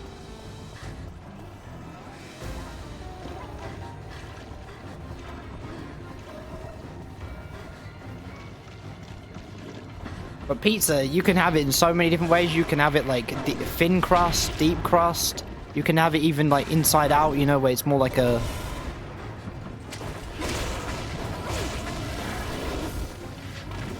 Subs are just...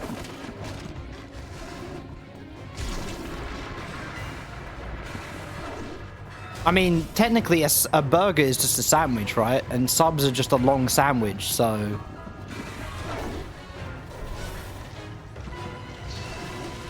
Yes and no. That's literally what it is. Yes and no. They are, but they aren't. Type deal. Technically...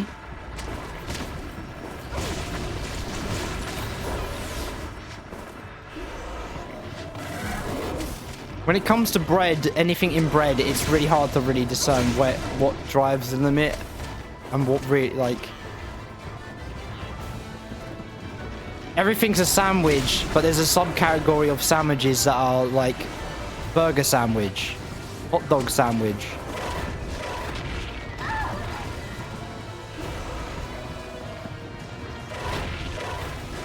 Hot dogs are literally sausage sandwiches. Even though you could literally get a sausage sandwich, a sausage burger.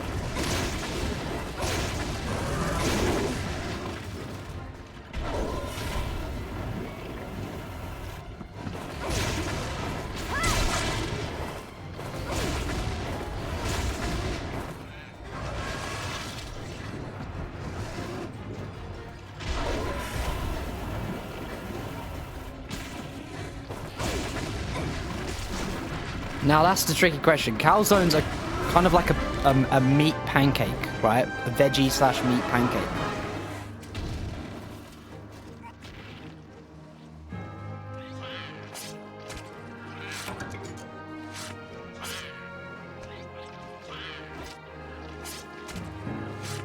No, you got those you know those weird sandwich makers that basically crumple the edges together. So it's like it's one pocket of things and there's meat stuff inside. The weird triangle things, makers things. It's like that. It's calzones are literally just like an omelette type deal. I remember those. We don't have any more of those, but I remember my mum as a child making those, and they were pretty fire, pretty awesome. It's really hard to dislike those. Basically, when it comes to making anything, if you choose the right ingredients on the inside and on top of and the accessories and stuff of the burger, of the meat, it's gonna go well. But if you choose the stupid shit, if you don't know what you're doing and you just add anything, then it's gonna go wrong. Pizza, not pizza. I mean, pizza's, again... Personally, I'm not a fan of pepperoni, though.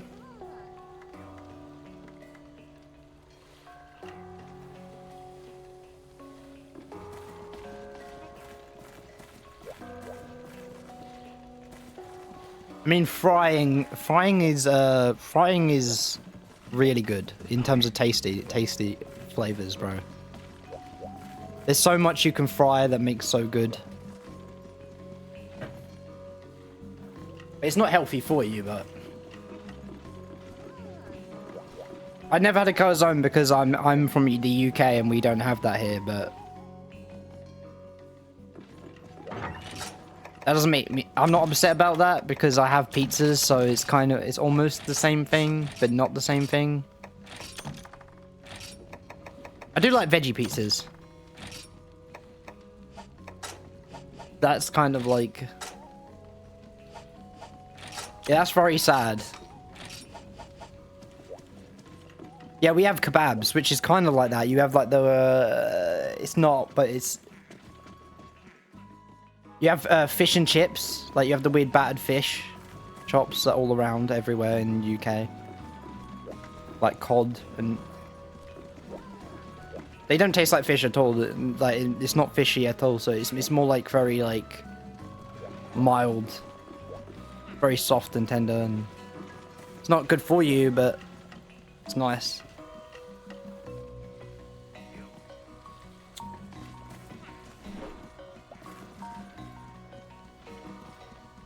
We have doner kebabs as well. We have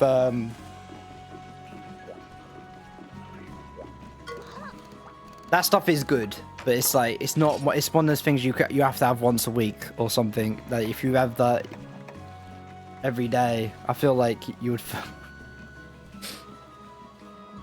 That's dangerous. You're walking a fine line there.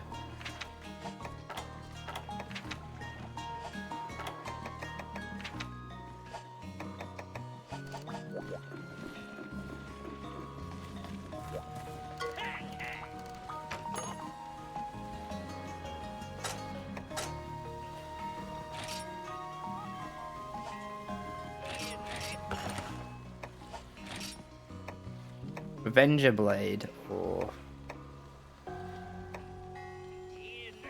no, I don't... Dragonite All Ice.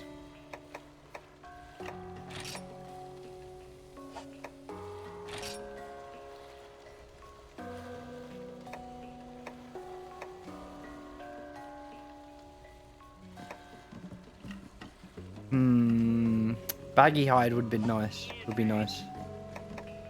Make a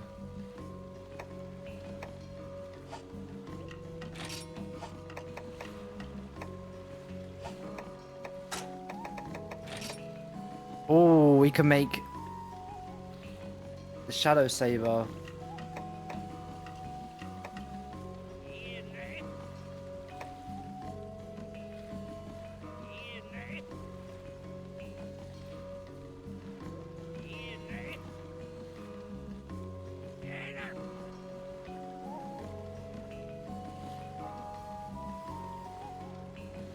Shadow Saber's actually legit.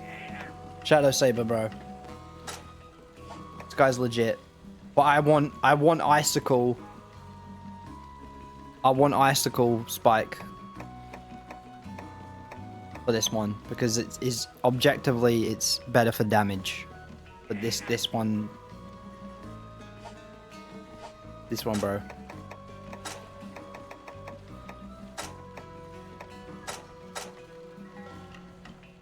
Bro, 10 Plaguicite ore.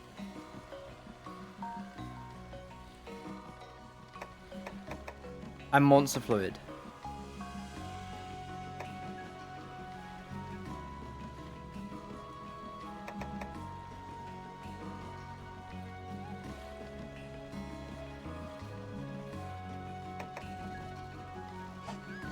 Where is that even made from?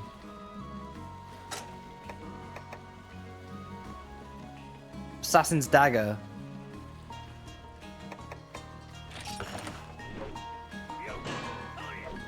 We might as well, like,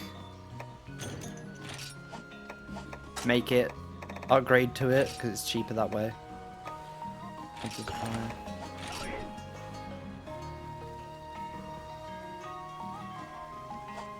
Dagger, Giganox. Assassin's Dagger.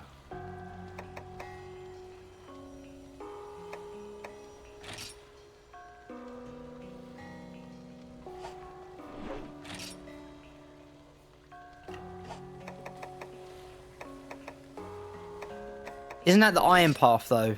After Iron's Dagger, it's Assassin's Dagger, right? Let's see if we can sell the itty bitty little things that won't hurt me sale 8.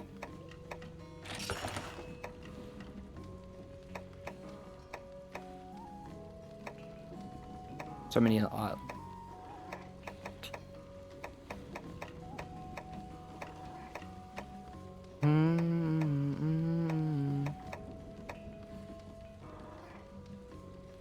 Killer beetle.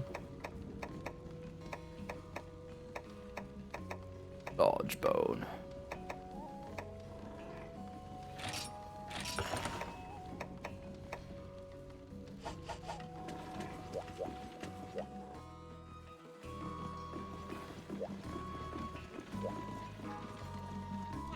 I don't want to make Bloody Cross though. Bloody Cross's poison amount is not that high. It's only 80 when I can get the sword and shield that has 210 and it attacks faster than long sword and technically is a better poison weapon overall because of that. It's not as good objectively. I prefer paralysis. Paralysis is objectively the best status. Paralysis is the best. Like it's consistently across every game is useful. When you get a paralysis proc, whether it's solo or multiplayer, it's useful as a multiplayer aid to allow everyone just to go ham on them and do what they need to do. And it's also good for you just to get bonus damage in without having to worry getting your beat up. It's a very safe option in most games.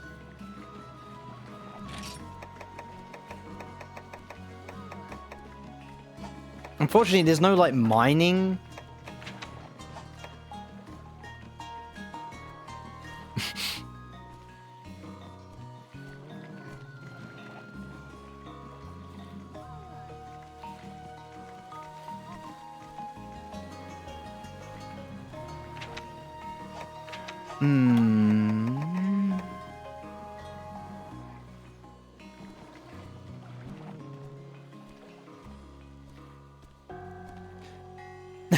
The thing about BBB, she loves to do jokes like that. Where she comes in and says very, like, obscure shit. Crazy stuff. To, like, throw everyone off for just a second. It's what she does. It's pretty funny. It's just definitely confused.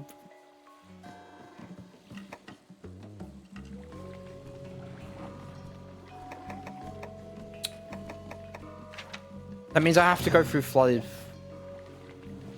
Yeah.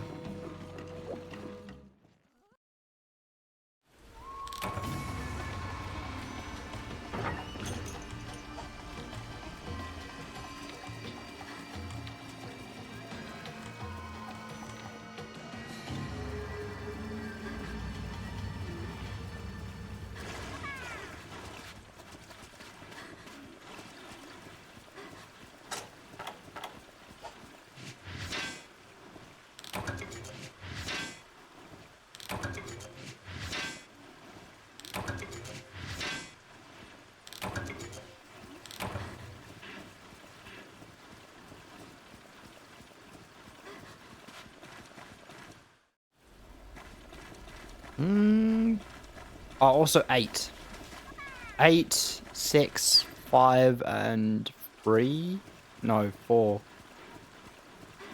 Yeah, I think. Or just 5, 6, and 1 and 8. Ah, yes.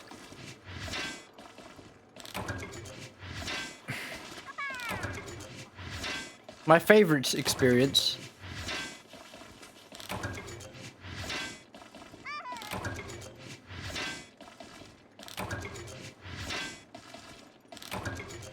Malachite ore, you just can give me loads of them.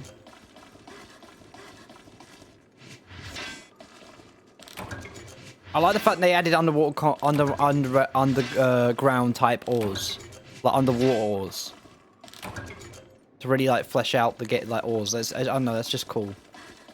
I don't know why. So they add new types of ore that belong under the oceans and stuff. It's just a good way of like incorporating the environment theme of the game.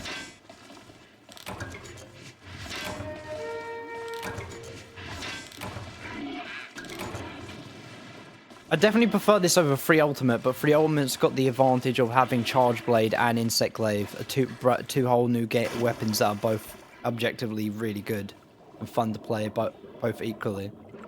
I'm more of a Charge Blade person though than an Insect Glaive user, but I do find Insect Glaive also really fun.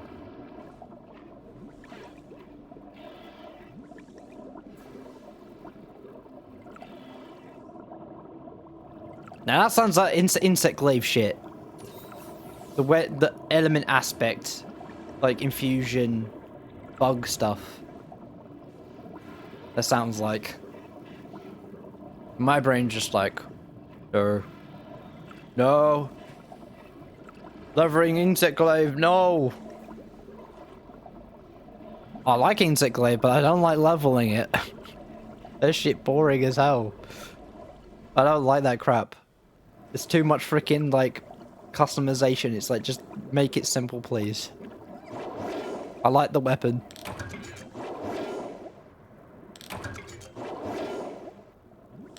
Some of the reason why I find it hard to get into bow guns is because there's so many weird like attachments and stuff. It's like, yo, can we just like... Can I not think about that yet?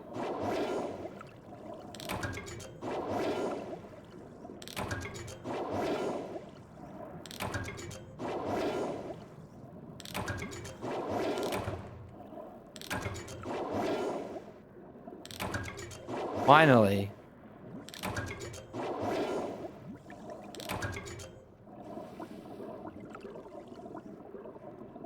This is for the future, my guy. Or... gal? Whatever the heck. I don't know.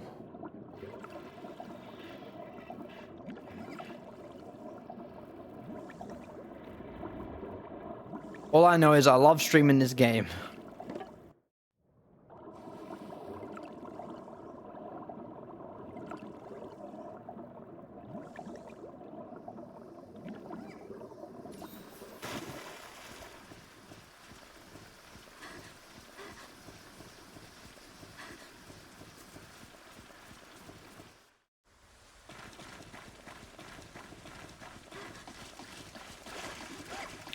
I definitely would like to stream Minecraft and stuff, because that's mods, of course. Like, modding Minecraft is the only way to play Minecraft, in my opinion. But that's definitely something that I would find hilariously fun. Because it's so much content in those games. I mean, it's one of those games where it's like, if you play it for too long, you get bored.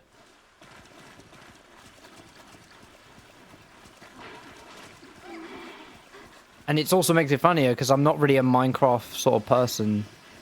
Minecraft is one of those games like when I was a teenager, everyone used to all the it kids and the cool kids used to make fun of me because I played Minecraft. Like, that's so baby shit. And now I'm like, really?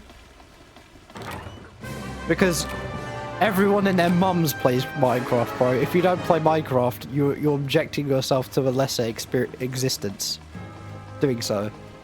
If you're gonna have that, if your masculinity is so freaking big that you're gonna cut yourself out of an awesome game, then you can keep it, bro. You can keep it. I'm a man. I can't be happy. That's how you want to live life, bro. I'm not gonna argue. You always get those people when you're a teenager. They're so, it's just, you can't.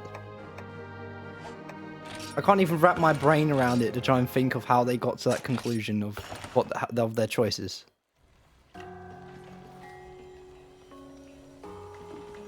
I am a man. I build my houses with dirty blocks. I don't use fancy limestone or freaking marble. How you do it, bro? Build a mud hut or underground woven-esque.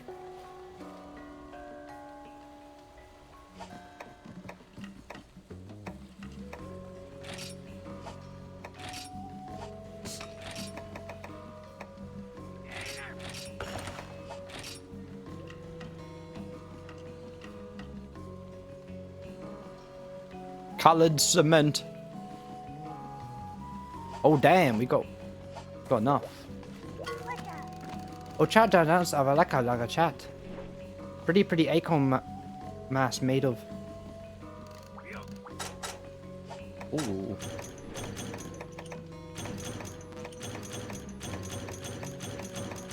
Oh, he got me light crystal. Thank you.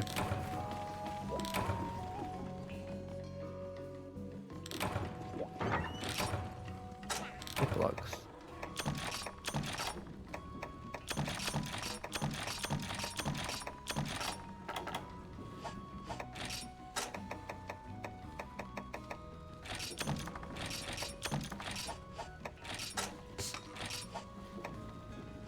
Yeah, because they're objectively better. They have so much like depth to them.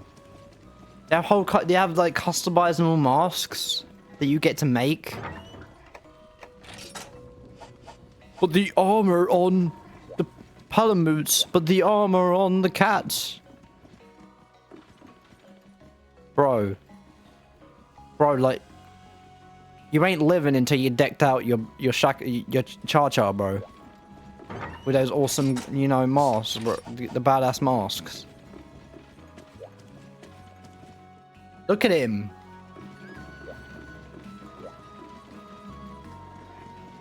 I'm just glad it's not Palico. Like they Palico everything. Not that I'm complaining. I like Palicos, but like this is so unique.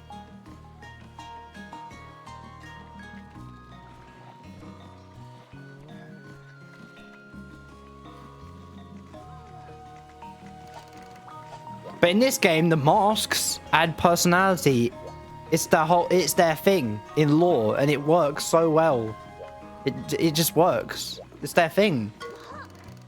It doesn't take away what he is. It just adds so much, you know. It's just way to customize their look, and you don't equip them with armor and stats. The armor doesn't have stats. They have the individual stats that you level up.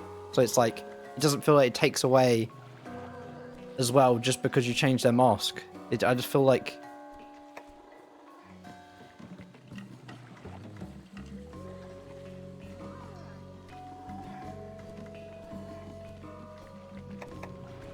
That's the thing.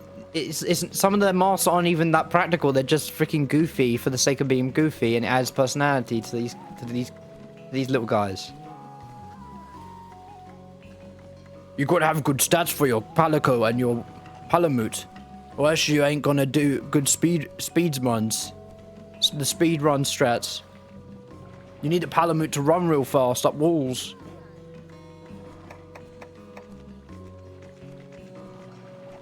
I like Palamutes, but for this game, when it's compared to this game, I'm like, fuck Palamutes. Who gives a shit? I don't need to run up walls, bro. I just swim underwater and beat the shit out of them.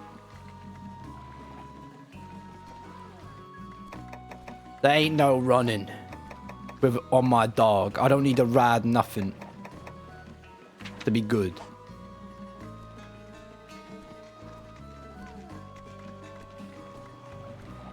I don't need damage numbers, bro. I use my DPS based off how much parts of the monster I've broken and how quickly I've broken said parts and knocked them down. How much I flinch them, and all these little details I pay attention to. And I'm like, oh, he flinched this many times in this short span of time. I'm doing good. I know I'm doing good. Like body language in this game is everything. Like watching the monsters like recoil after your hits rather than you focus on numbers.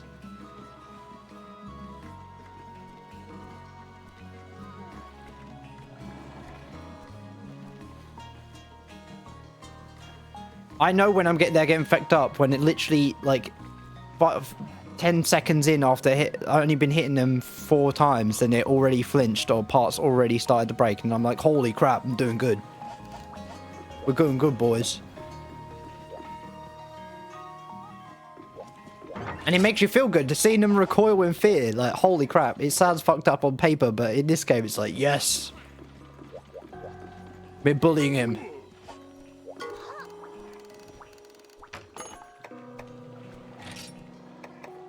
Now we need to switch out a weapon for the dragon. The Raffian. Burn, burn, burn, burn, burn, burn.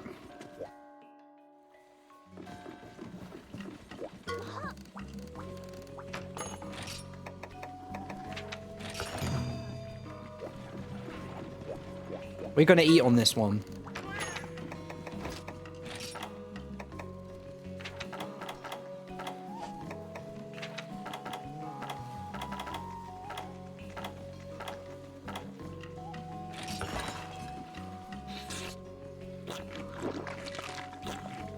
Because Raffian's gonna be a real pain in my ass. To be honest, I don't like Raffian and...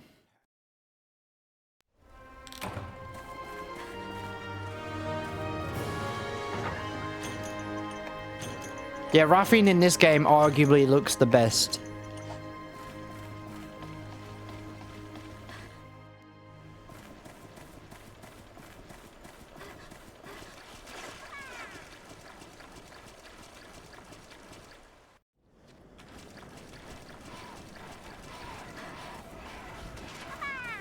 I feel like this game is the game where it is the perfect balance between like designs, graphics, and like gameplay. Everything has come together. Cool little like unique gimmicks and mechanics that this game is exclusive to this game. It's just complete. It's the perfect fusion of everything that is like. This is the pinnacle of the game where this game definitely stepped up its shit versus the previous games, in my opinion. This is the part where it's like, oh, it's going next level, and it feels that. You can feel like it's gone next level. 3D mode though. Premium mode is cool as in concept, but like I feel like it wears out really quickly, in my opinion. But it's not. Raffian, where the she must be an 8, bro.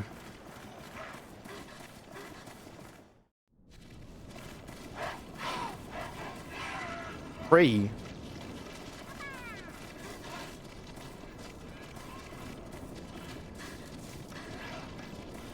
You need to get the cutscene first.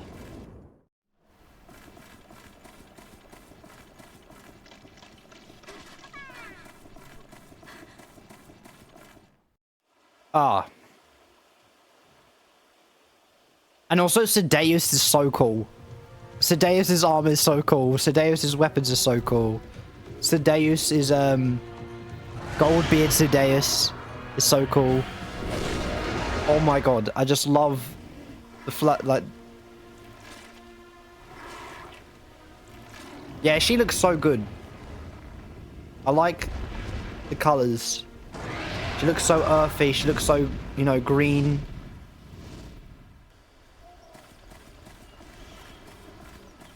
Perfect blend. So she just eats it and bails.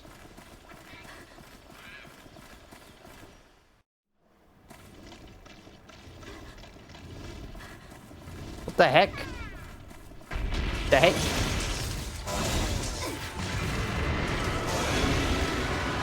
Yeah, I'm not rolling. On fight, question mark? In this game, yes. Probably. Most likely. In Freedom Unite. In Freedom Unite. No. No. No. It is not fun.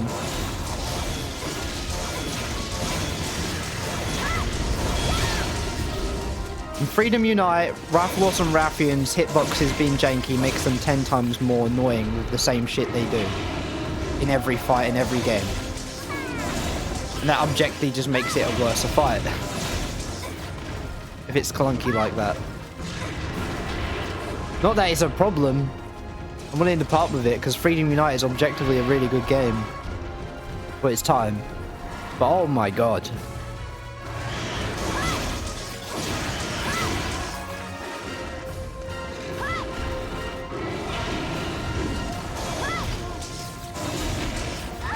I love dodging her tail spins at the last second. That's one of my favorite things to do with her. Like, it makes me feel good. When I just weave it to the side and it just like... Obviously I'm not doing it now, I'm trying to... Most damage she's done to me is just sat on me when she's like come back out with air. And...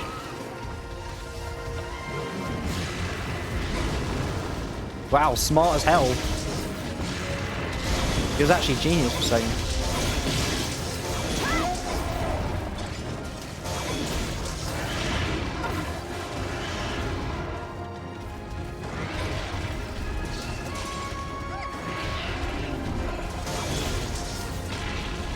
It really is a pain in the ass when the monster just charges at you, but even though it's like you're in its body, it just keeps charging.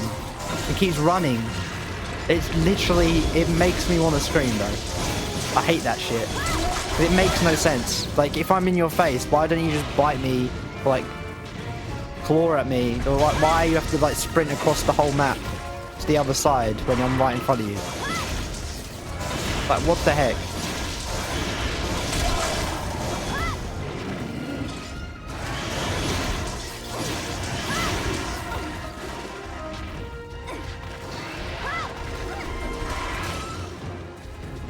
It doesn't help that Rathalos and Rathalos are in literally every single game because they are the mascots of Monster Hunter as an IP.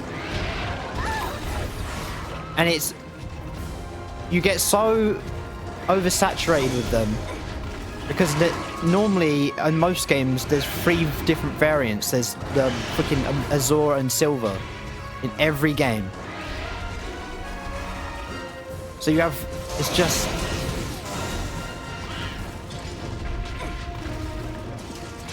Nah, the evade slash is not in this game, which is sad as shit because I'm addicted to that, to doing that, and it just objectively makes the combos shorter and that's better. But I guess that's what 4U has over this game.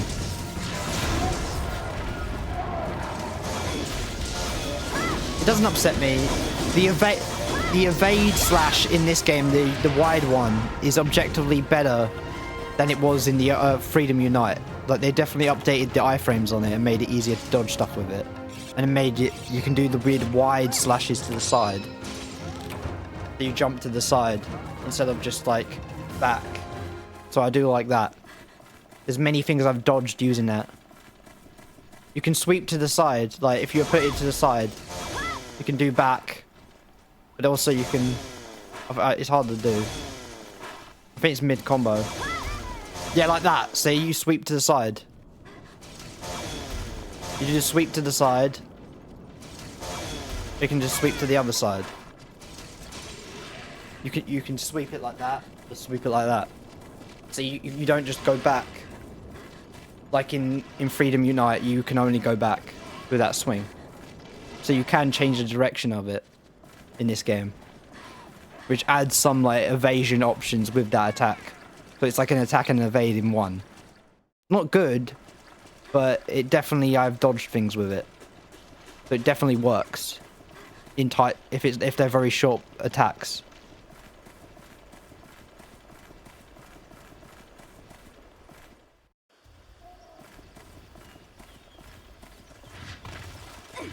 Yeah, your character has to turn around in order to roll that direction. That annoys me a lot because it makes it feel like tank control slightly. I mean, this game you can fix that by it's not where your character's facing, it's where the analog stick's facing is where you roll. They changed it after Freedom Unite. Freedom Unite, you have to be facing that direction to roll there. Like, you have to turn around and roll if you want to roll.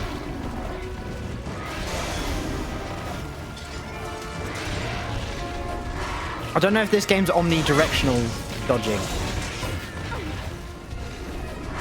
They may have had that later on, but that's fine. I can work with 4 different directions.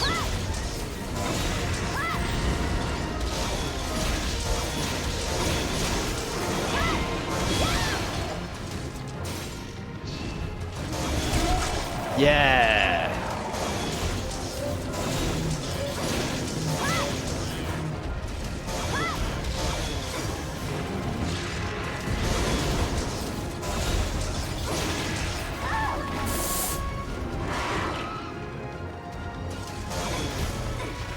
I do like this longsword, it's sick. Chainsaw.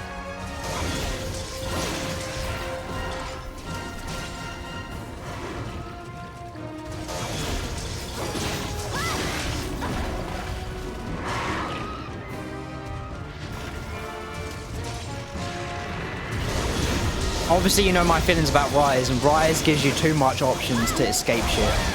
Like the freaking, you get knocked back has no repercussions anymore. You can just freaking the wire get up. I mean, it's dangerous because then if it's a multi attack, you can get hit again as soon as you get up. But holy shit, it's so good at just closing the gap. Get straight into, even when you get hit, you can get straight back into fighting again instantly. Reposition instantly.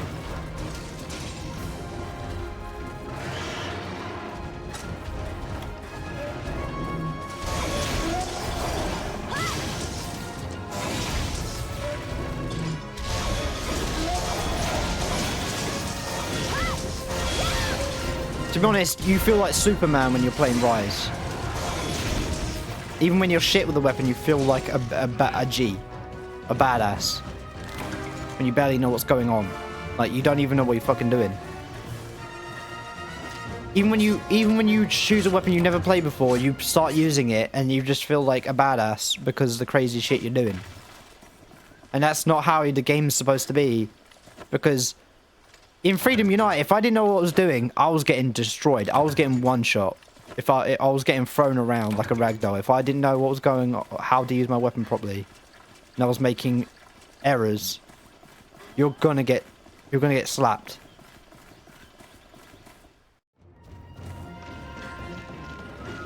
You're gonna get fucked. Pardon my French. You're gonna get destroyed, and it's enjoyable. It's a fun thing. It's why people like Dark Souls. If you're mucking around and not knowing what you're doing. A game that is just built around challenge and mastering yourself and your character and learning the game. It should, when you do make a fatal error, it should punish you for it. Rewarding people for failure is not going to allow anyone to progress anywhere because you're going to stay at the same point and not go anywhere, and that's stupid. That's not progressive. That's not any kind of thought process anywhere. Like even in Final Fantasy, like turn-based games have more. If you have more thought behind them than Rise, in my opinion, have more like progress and more punishment in a lack of in mistakes you make.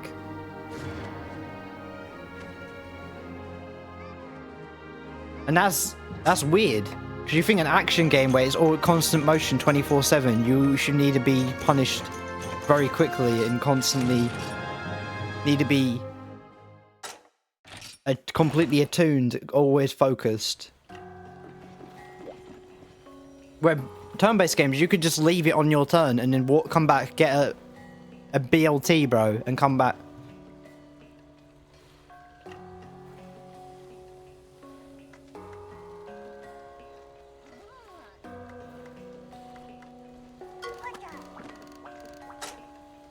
It definitely would be fun to see, but at the same time, I don't know. I don't think it's needed.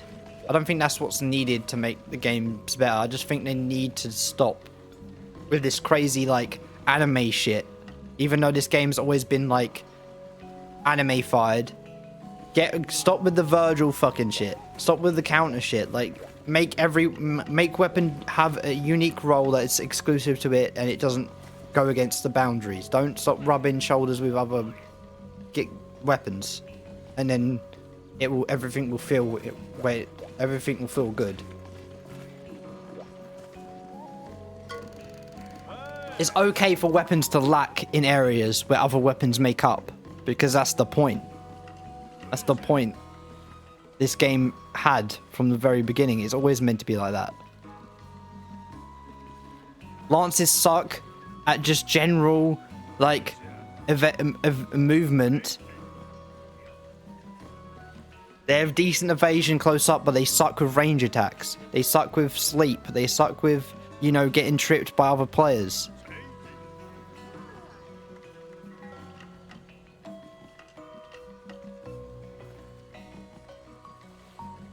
Keep the anime stuff limited.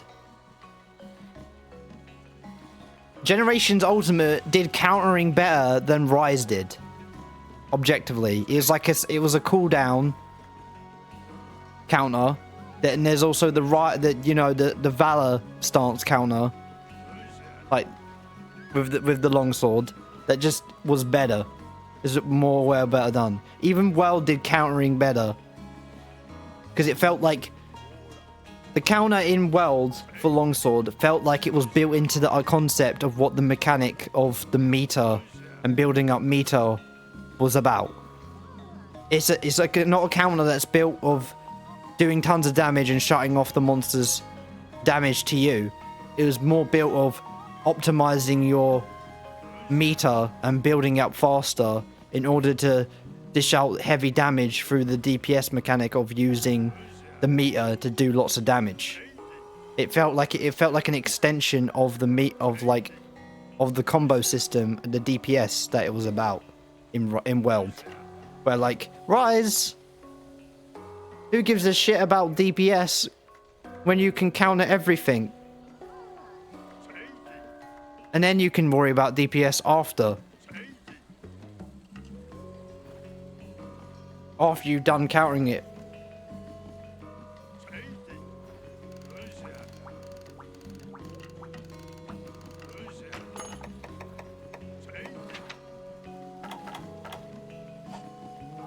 And the funny thing is, you don't even have to worry about Mia, because you can just spam Sakura Slash and then instantly just do the meter sheath shit and counter, and then do it after you countered them enough. You can just go into level 3 sheath, special sacred sheath.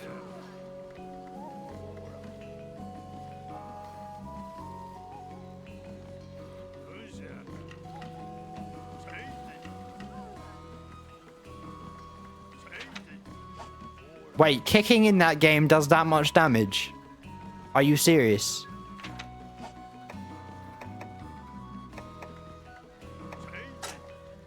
What the f... And what pisses me off... They... base Rise fucked...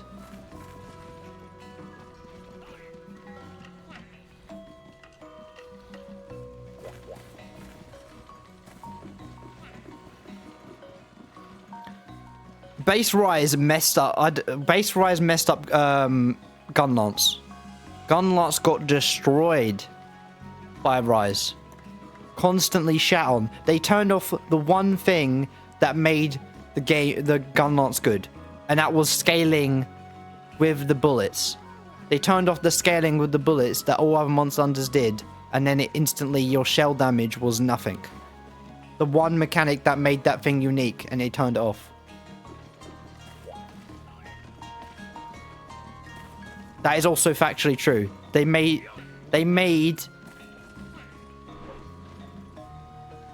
the mechanic for the Gunlance basically only good for doing the boom charge, where you launch yourself to cover distance, not to deal damage.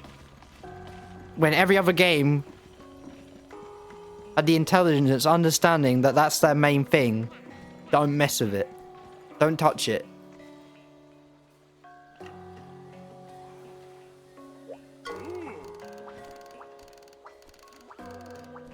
Basically, Gunlance's spear attacks do more damage than their shell damage, to the point that there's no point to even using the shell damage to do DPS, because it doesn't do good DPS. Basically, you have to play Gunlance like Lance. minus the lance features of lance that the benefits regular lance gives you. That is stupid.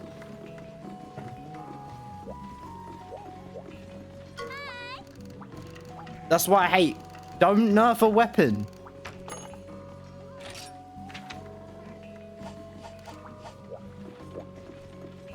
If people bitch about a weapon, don't nerf it just so people complain about it. Just tell them to use a different fucking weapon. It's multiplayer. How's a weapon being broken on your team bad for you? What? That makes no sense. If they can efficiently kill things fast while playing with you, if they can do a good job as a teammate, then what is the end game here?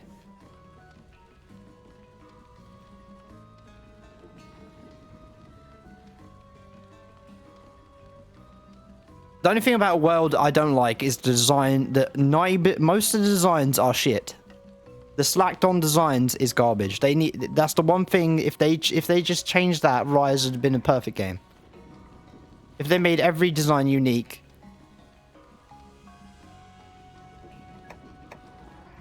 It would be amazing. God tier game. And it still is a god tier game because it's fun to play as shit. Exactly, that's why modded Rise, modded World, is so good, and that's why when I play World on stream for the first time, I'm going to play a modded playthrough on stream because that shit's going to be fun as hell to experience that. That's going to give me a very good reason to come back to it.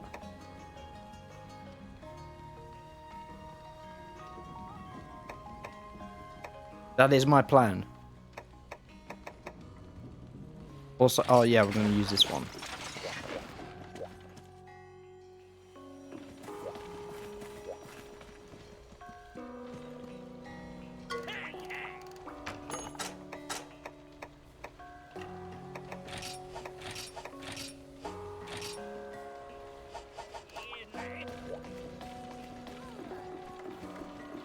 Now we're going to kill the Gaiacrus.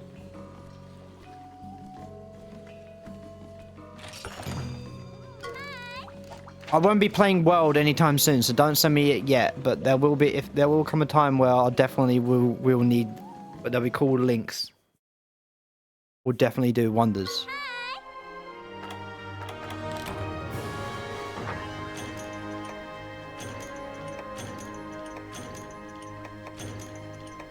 This is definitely going to be the last time for the day, for the stream specifically, but I will do off-screen grinding because there's definitely weapons I would like to have on hand next stream. Just because it's not, I'm not gonna hunt anything that I on stream that is like a new monster. I'm just gonna grind shit out already beaten on stream.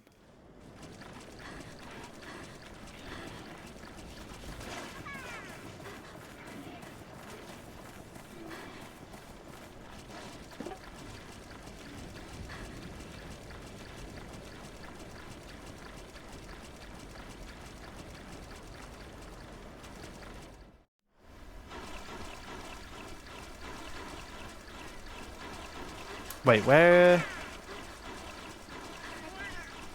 He wants me to fight him in the ocean.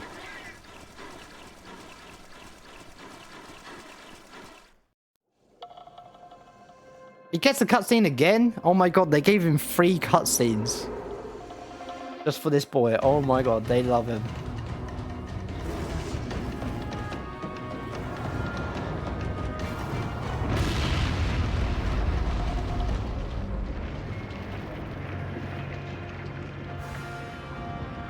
Hell yeah.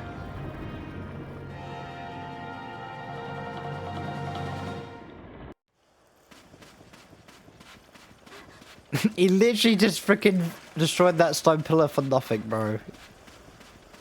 Like, bro, I feel claustrophobic right now. And smash this pillar. And he just goes back to just casually just swimming like, la-di-da, just broke the pillar. It's just a Wednesday, my guy. It's just...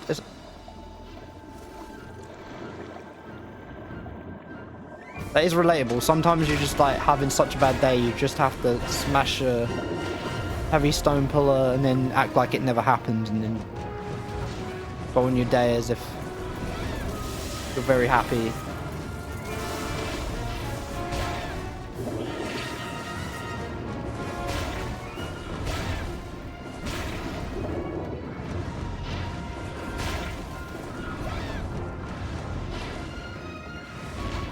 Wait, how's there fire? How am I doing fire damage underwater, bro? I'm joking. I mean, it is possible to have fire underwater. That's actually because, you know, oxygen and stuff. Combustion! It's different. It's fire, but it's not flames.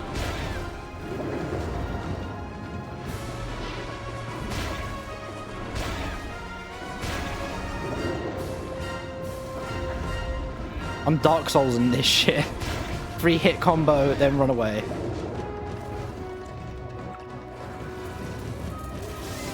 And he's just... Yeah, I'm easily like maneuvering underwater. I'm like fighting him.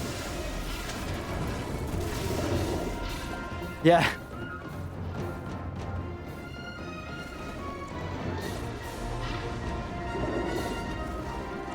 If you can find the line, if you can find it on the stream, clip that shit, because that shit, that I do agree that's actually funny now thinking about it. That shit was, I don't know how that came out of me, but I just thought of it on the spot. It's hilarious. Because it's just, I know.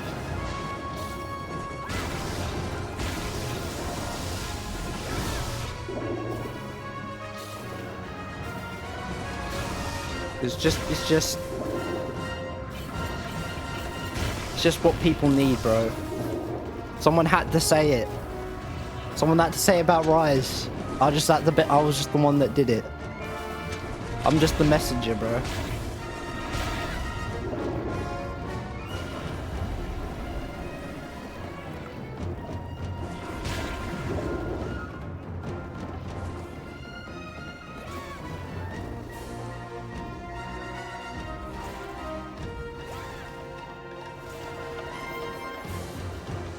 Wow, he hasn't really hit me much. Just evaded everything, mostly. Weird. Oh, yeah, I'll say that and it hits me with a big old beam.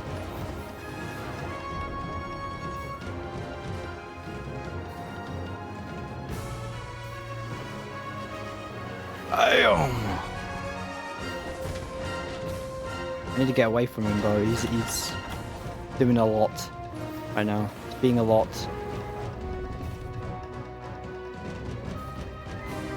Wait, he's not hitting me that much. Literally just goes on a combo spree, like wombo combo, man. Just the second after I say that. Every gaming in history has that moment. It literally is the thing. You never do. You never say it. Never say you're doing a good job. Now that attack, now the AoE attacks underwater are hard to dodge.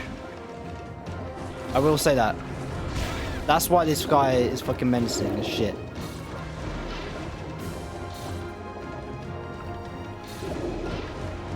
Oh my god, he's so easy. Oh my god. Just explodes. He just does a nuclear move and just blows you up. And you're just sitting there like... Did he just do that because I said that? Can this game hear what I'm saying? Checks if the game's not been like chipped. What's going on? I feel like AI is going to get so advanced the game's like alive itself. It can hear what the player's doing.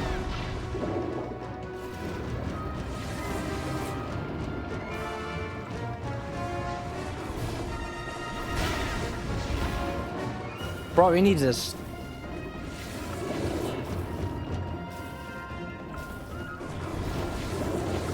You need a Snickers, bro.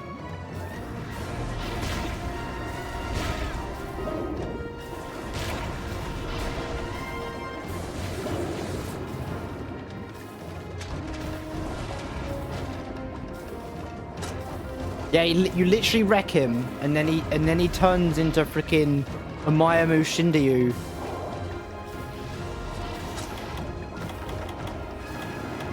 Grand Slayer. He literally goes Goku mode. He literally becomes Goku. I don't know what it is. After a nap, he reaches his final form. That's his mechanic. I don't know what it is. The guy is special. Lurkagante is lovely though. See, I can't. It's so hard to evade, bro. Sometimes you can spam that shit.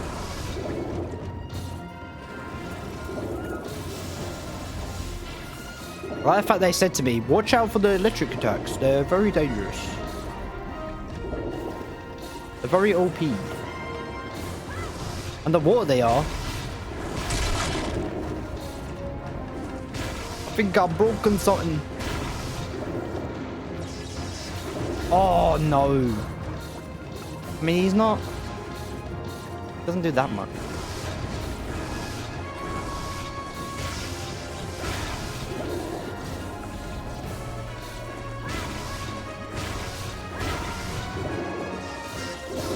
Oh, it's that attack I can't really dodge. Save my life.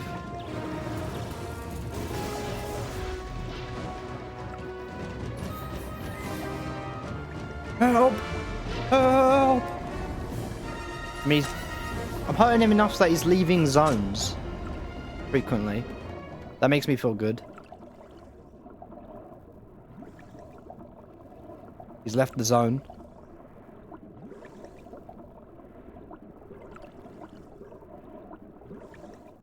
I'm doing okay.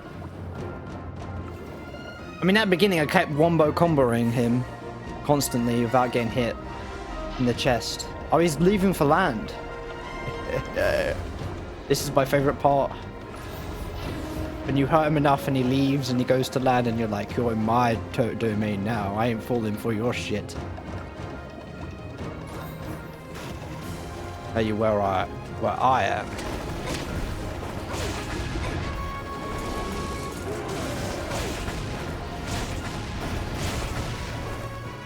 Oh, he's also exhausted.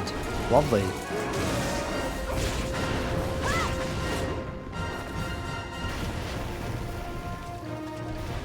I love him. This dynamic of like...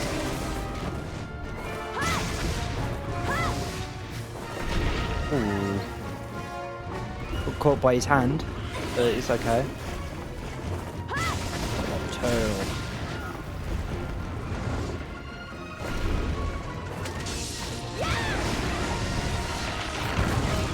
Oh, that probably missed.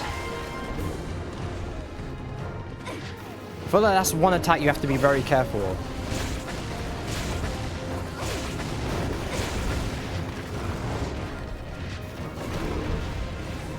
The slide. The electric slide. The electric boogie woogie woogie.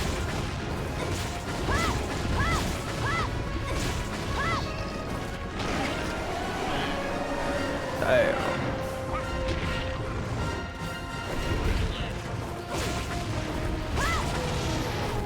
Yes! You freaking lurch, bro. Rinse and recoil at my power.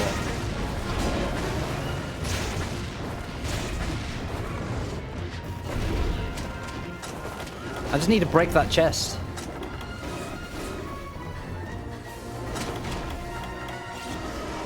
Yes. W clip.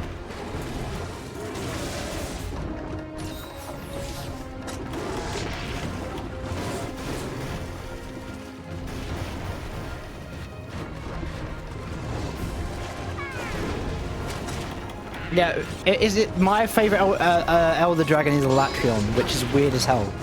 Most people don't. Elatrion's fight in this game is god tier. Elatrium fight in this game.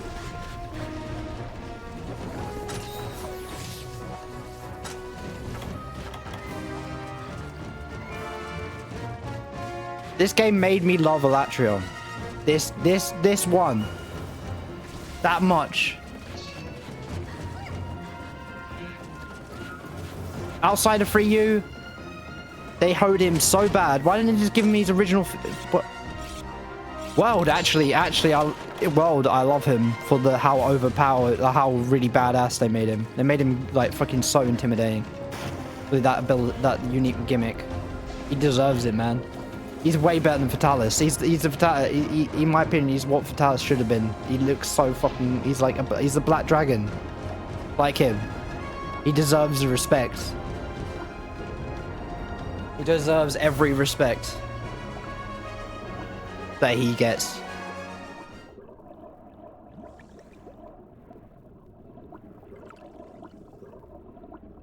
Elatrion's just my favorite Elder Dragon. I love his design so much. I love his weapons designs. I love his theme so much. I love the arena in 3U's, this god tier arena.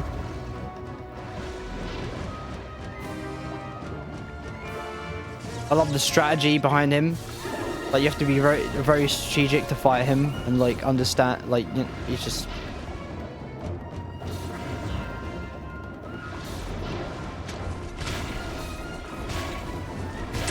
But obviously, like Nergagonte's fight is just generally more streamlined than he is, but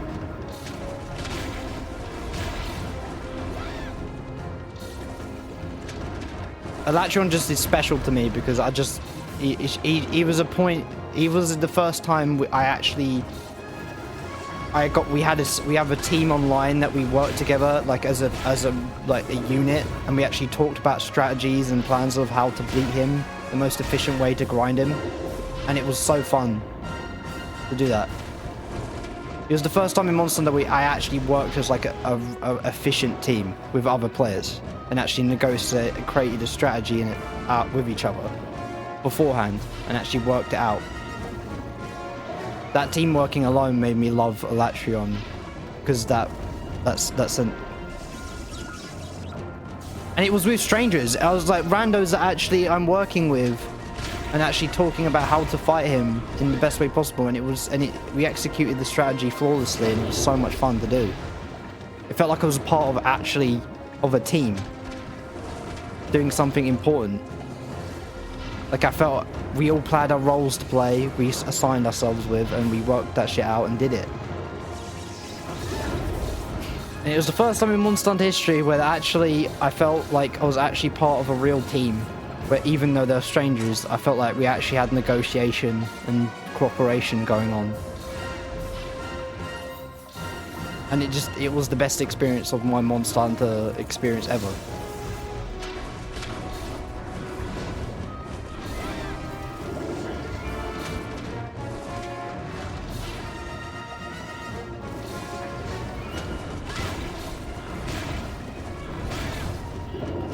Once you start strategizing with other players, online becomes just like freaking...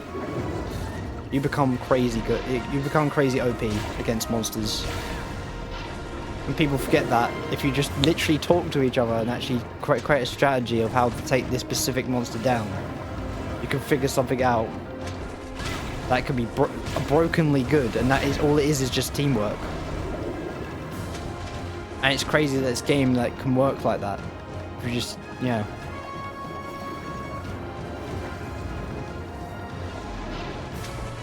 Or you can just have a really broken build, and it doesn't matter what everyone else is doing. If you just do what you like, you practice doing, you'll just win. But hey,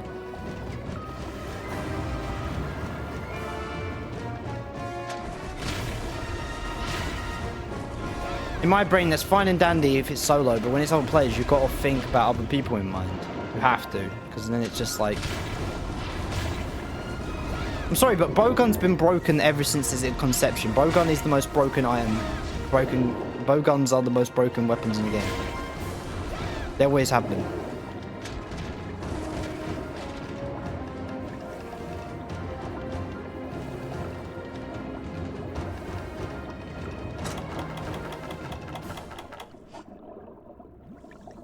Because when you look at every cheese speed run, like OP speed run, the biggest numbers in every game is always bowgun.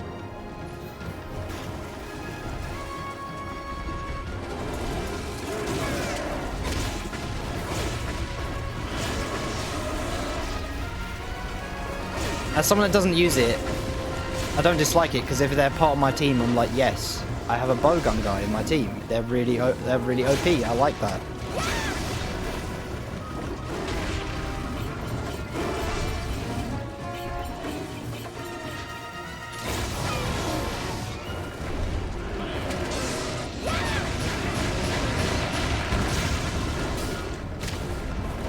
It's really hard to be mad about something being broken in a multiplayer game where you're playing with those people. It's not PvP. Broken stuff only really matters in PvP to a greater extent. And that's the only time you should be kind of mad about it.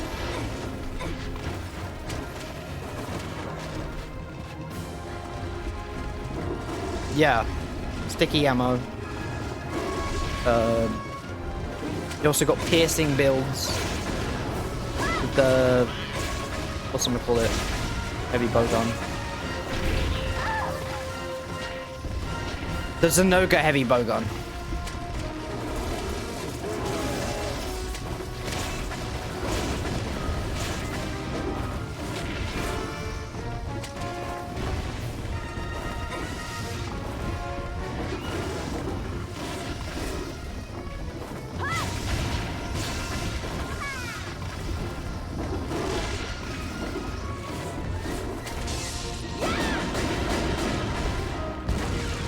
Oh shit, I missed that.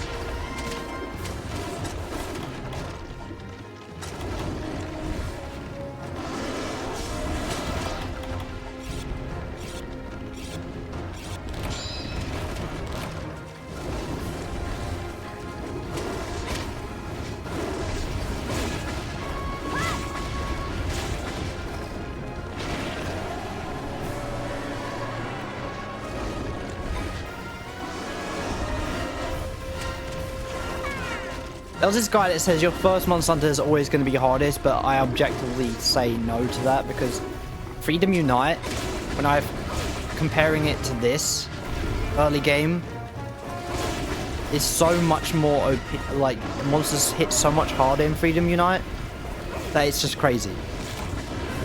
Like, I'm already feeling it, the difference. Early game on this game is like so...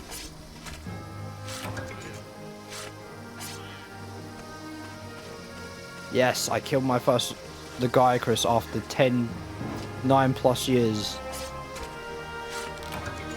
of fighting in this game.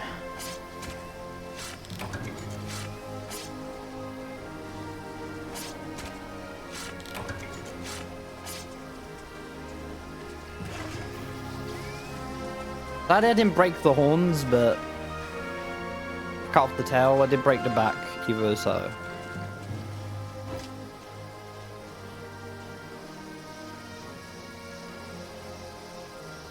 Genshin grind.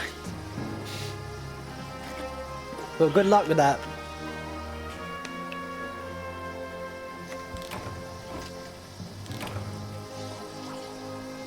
I will. I probably will chill watching. I'll probably chill just watching Corey Kenshin or something. Because even if I'm gonna grind this behind the scenes or something, I'll probably just be casual about it, take it slow.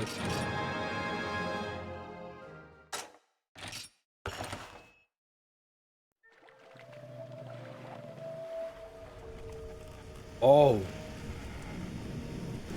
They thought it was Legiacrus causing the earthquakes, but it wasn't. Newsflash, it wasn't.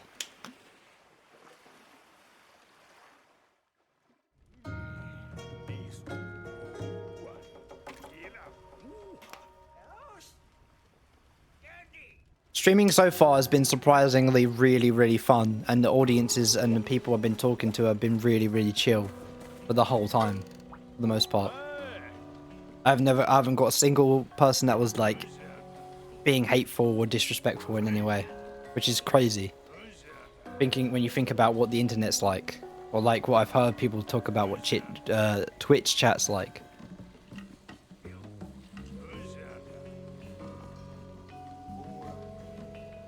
Oh, another earthquake! And just when you're rid of us, the Legiacris.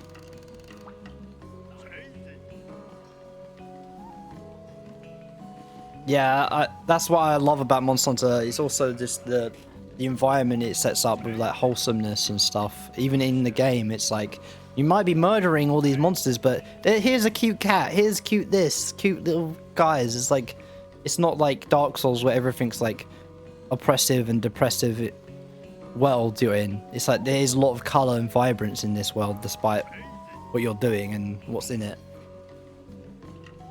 Everyone has like an upbeat personality and go-get attitude.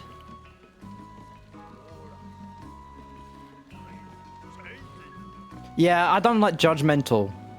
It's like, if I'm bad, if I suck at a game, I get it. I know I suck at the game. Like, you don't need to tell me if I'm doing a bad job at the moment. Like,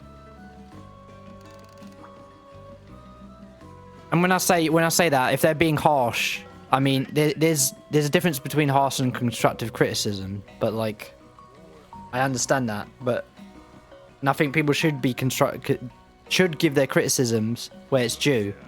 But there's a limit, bro. If I'm making mistakes and I'm acknowledging your points, and it's like there's only so much I can do, other than just practice and practice and practice. I know one thing though. If we don't do something soon, our village is going to break off into the sea. The last quake was even worse than the ones that came before. It was almost like something big grabbed the village and shook it. And by big, I mean way bigger than the Legiacris. Oh, that's crazy talk. Forget I brought it up. No matter what's beyond the quakes, we're going to protect Moga. You'll be the first one to know if I learned something tangible.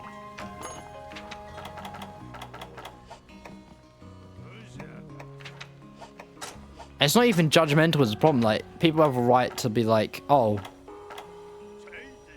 do better.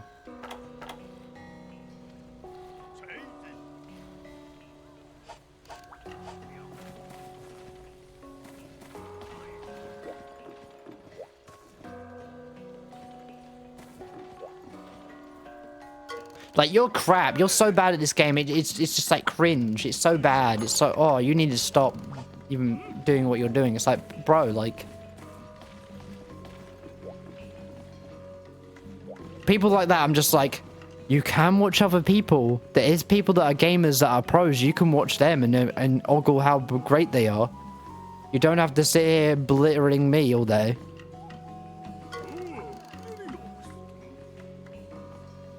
Because all that tells me, if they're still there for an hour or like hours throughout the whole stream belittling me, that means they get off talking shit to people. That's all that tells me. And then and as soon as I know that, I'm just like, my emotions just shut off towards that person. Because I know they're here just because they like talking crap about people. They're bitter people, so I ignore them. Because all that also tells you is that they're not just doing it to you, they're doing it to almost every streamer that messes up on stream. So they're consistently just being garbage. So it's like, you just ignore it at that point.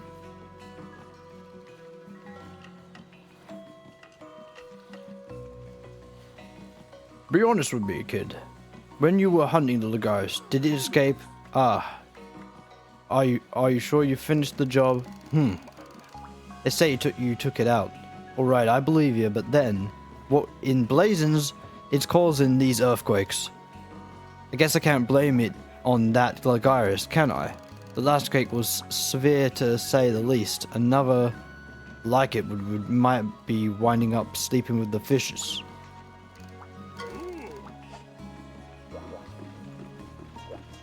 I think everyone who's going to be a streamer should think like there's a point where you should interject with what a chat member's saying, and then there's a point where you should know when to disengage completely from any engagement with that person. You should know that there's the line when to keep going with conversations with someone and when to cut it off. It's not being rude. It's just you got to know when when someone's attitude's a dead end. Anything you say to them is just motivation.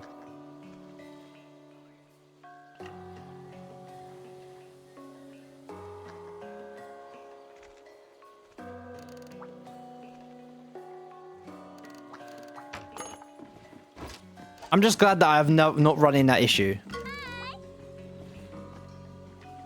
Babada, what? Another earthquake? But how could? I mean, it wasn't it. Didn't you take it out, Lagaricus? This is okay, we must calm down. Inhale, exhale. Okay, I'm okay now. I'm not worrying about it. Thanks to you, my heart rate is back in normal human ranges. Let's talk sharp since you wowed the guild again. They've given you a clearance for a new hunting ground. This one ought to get you fired up. The volcano. The thing is, I've got some unrelated bad news too. Listen close, okay? The other day, the guild issued an evacuation order for the entire village. And that includes you and me. Can you believe it? Can you believe it? What is this? 2 powder stones. Ah.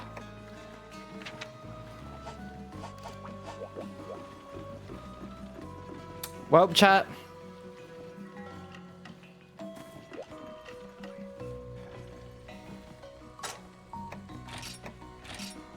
That'll be end of the stream for now. But hey, I'm definitely making this a series and continuing this because I absolutely love and adore Monster Hunter as an entire franchise. No matter what I say about it, but I'm taking a break. I streamed 2 streams back to back today. A Pokemon Nuzlocke stream and this stream after it, so I'm pretty tired. I need to chill for a bit. But anyone that's watched today or come into stream, thank you very much, and thank you also, Mantrax. You've been an absolute legend, and I'm super grateful for all the long talks and comments in chat.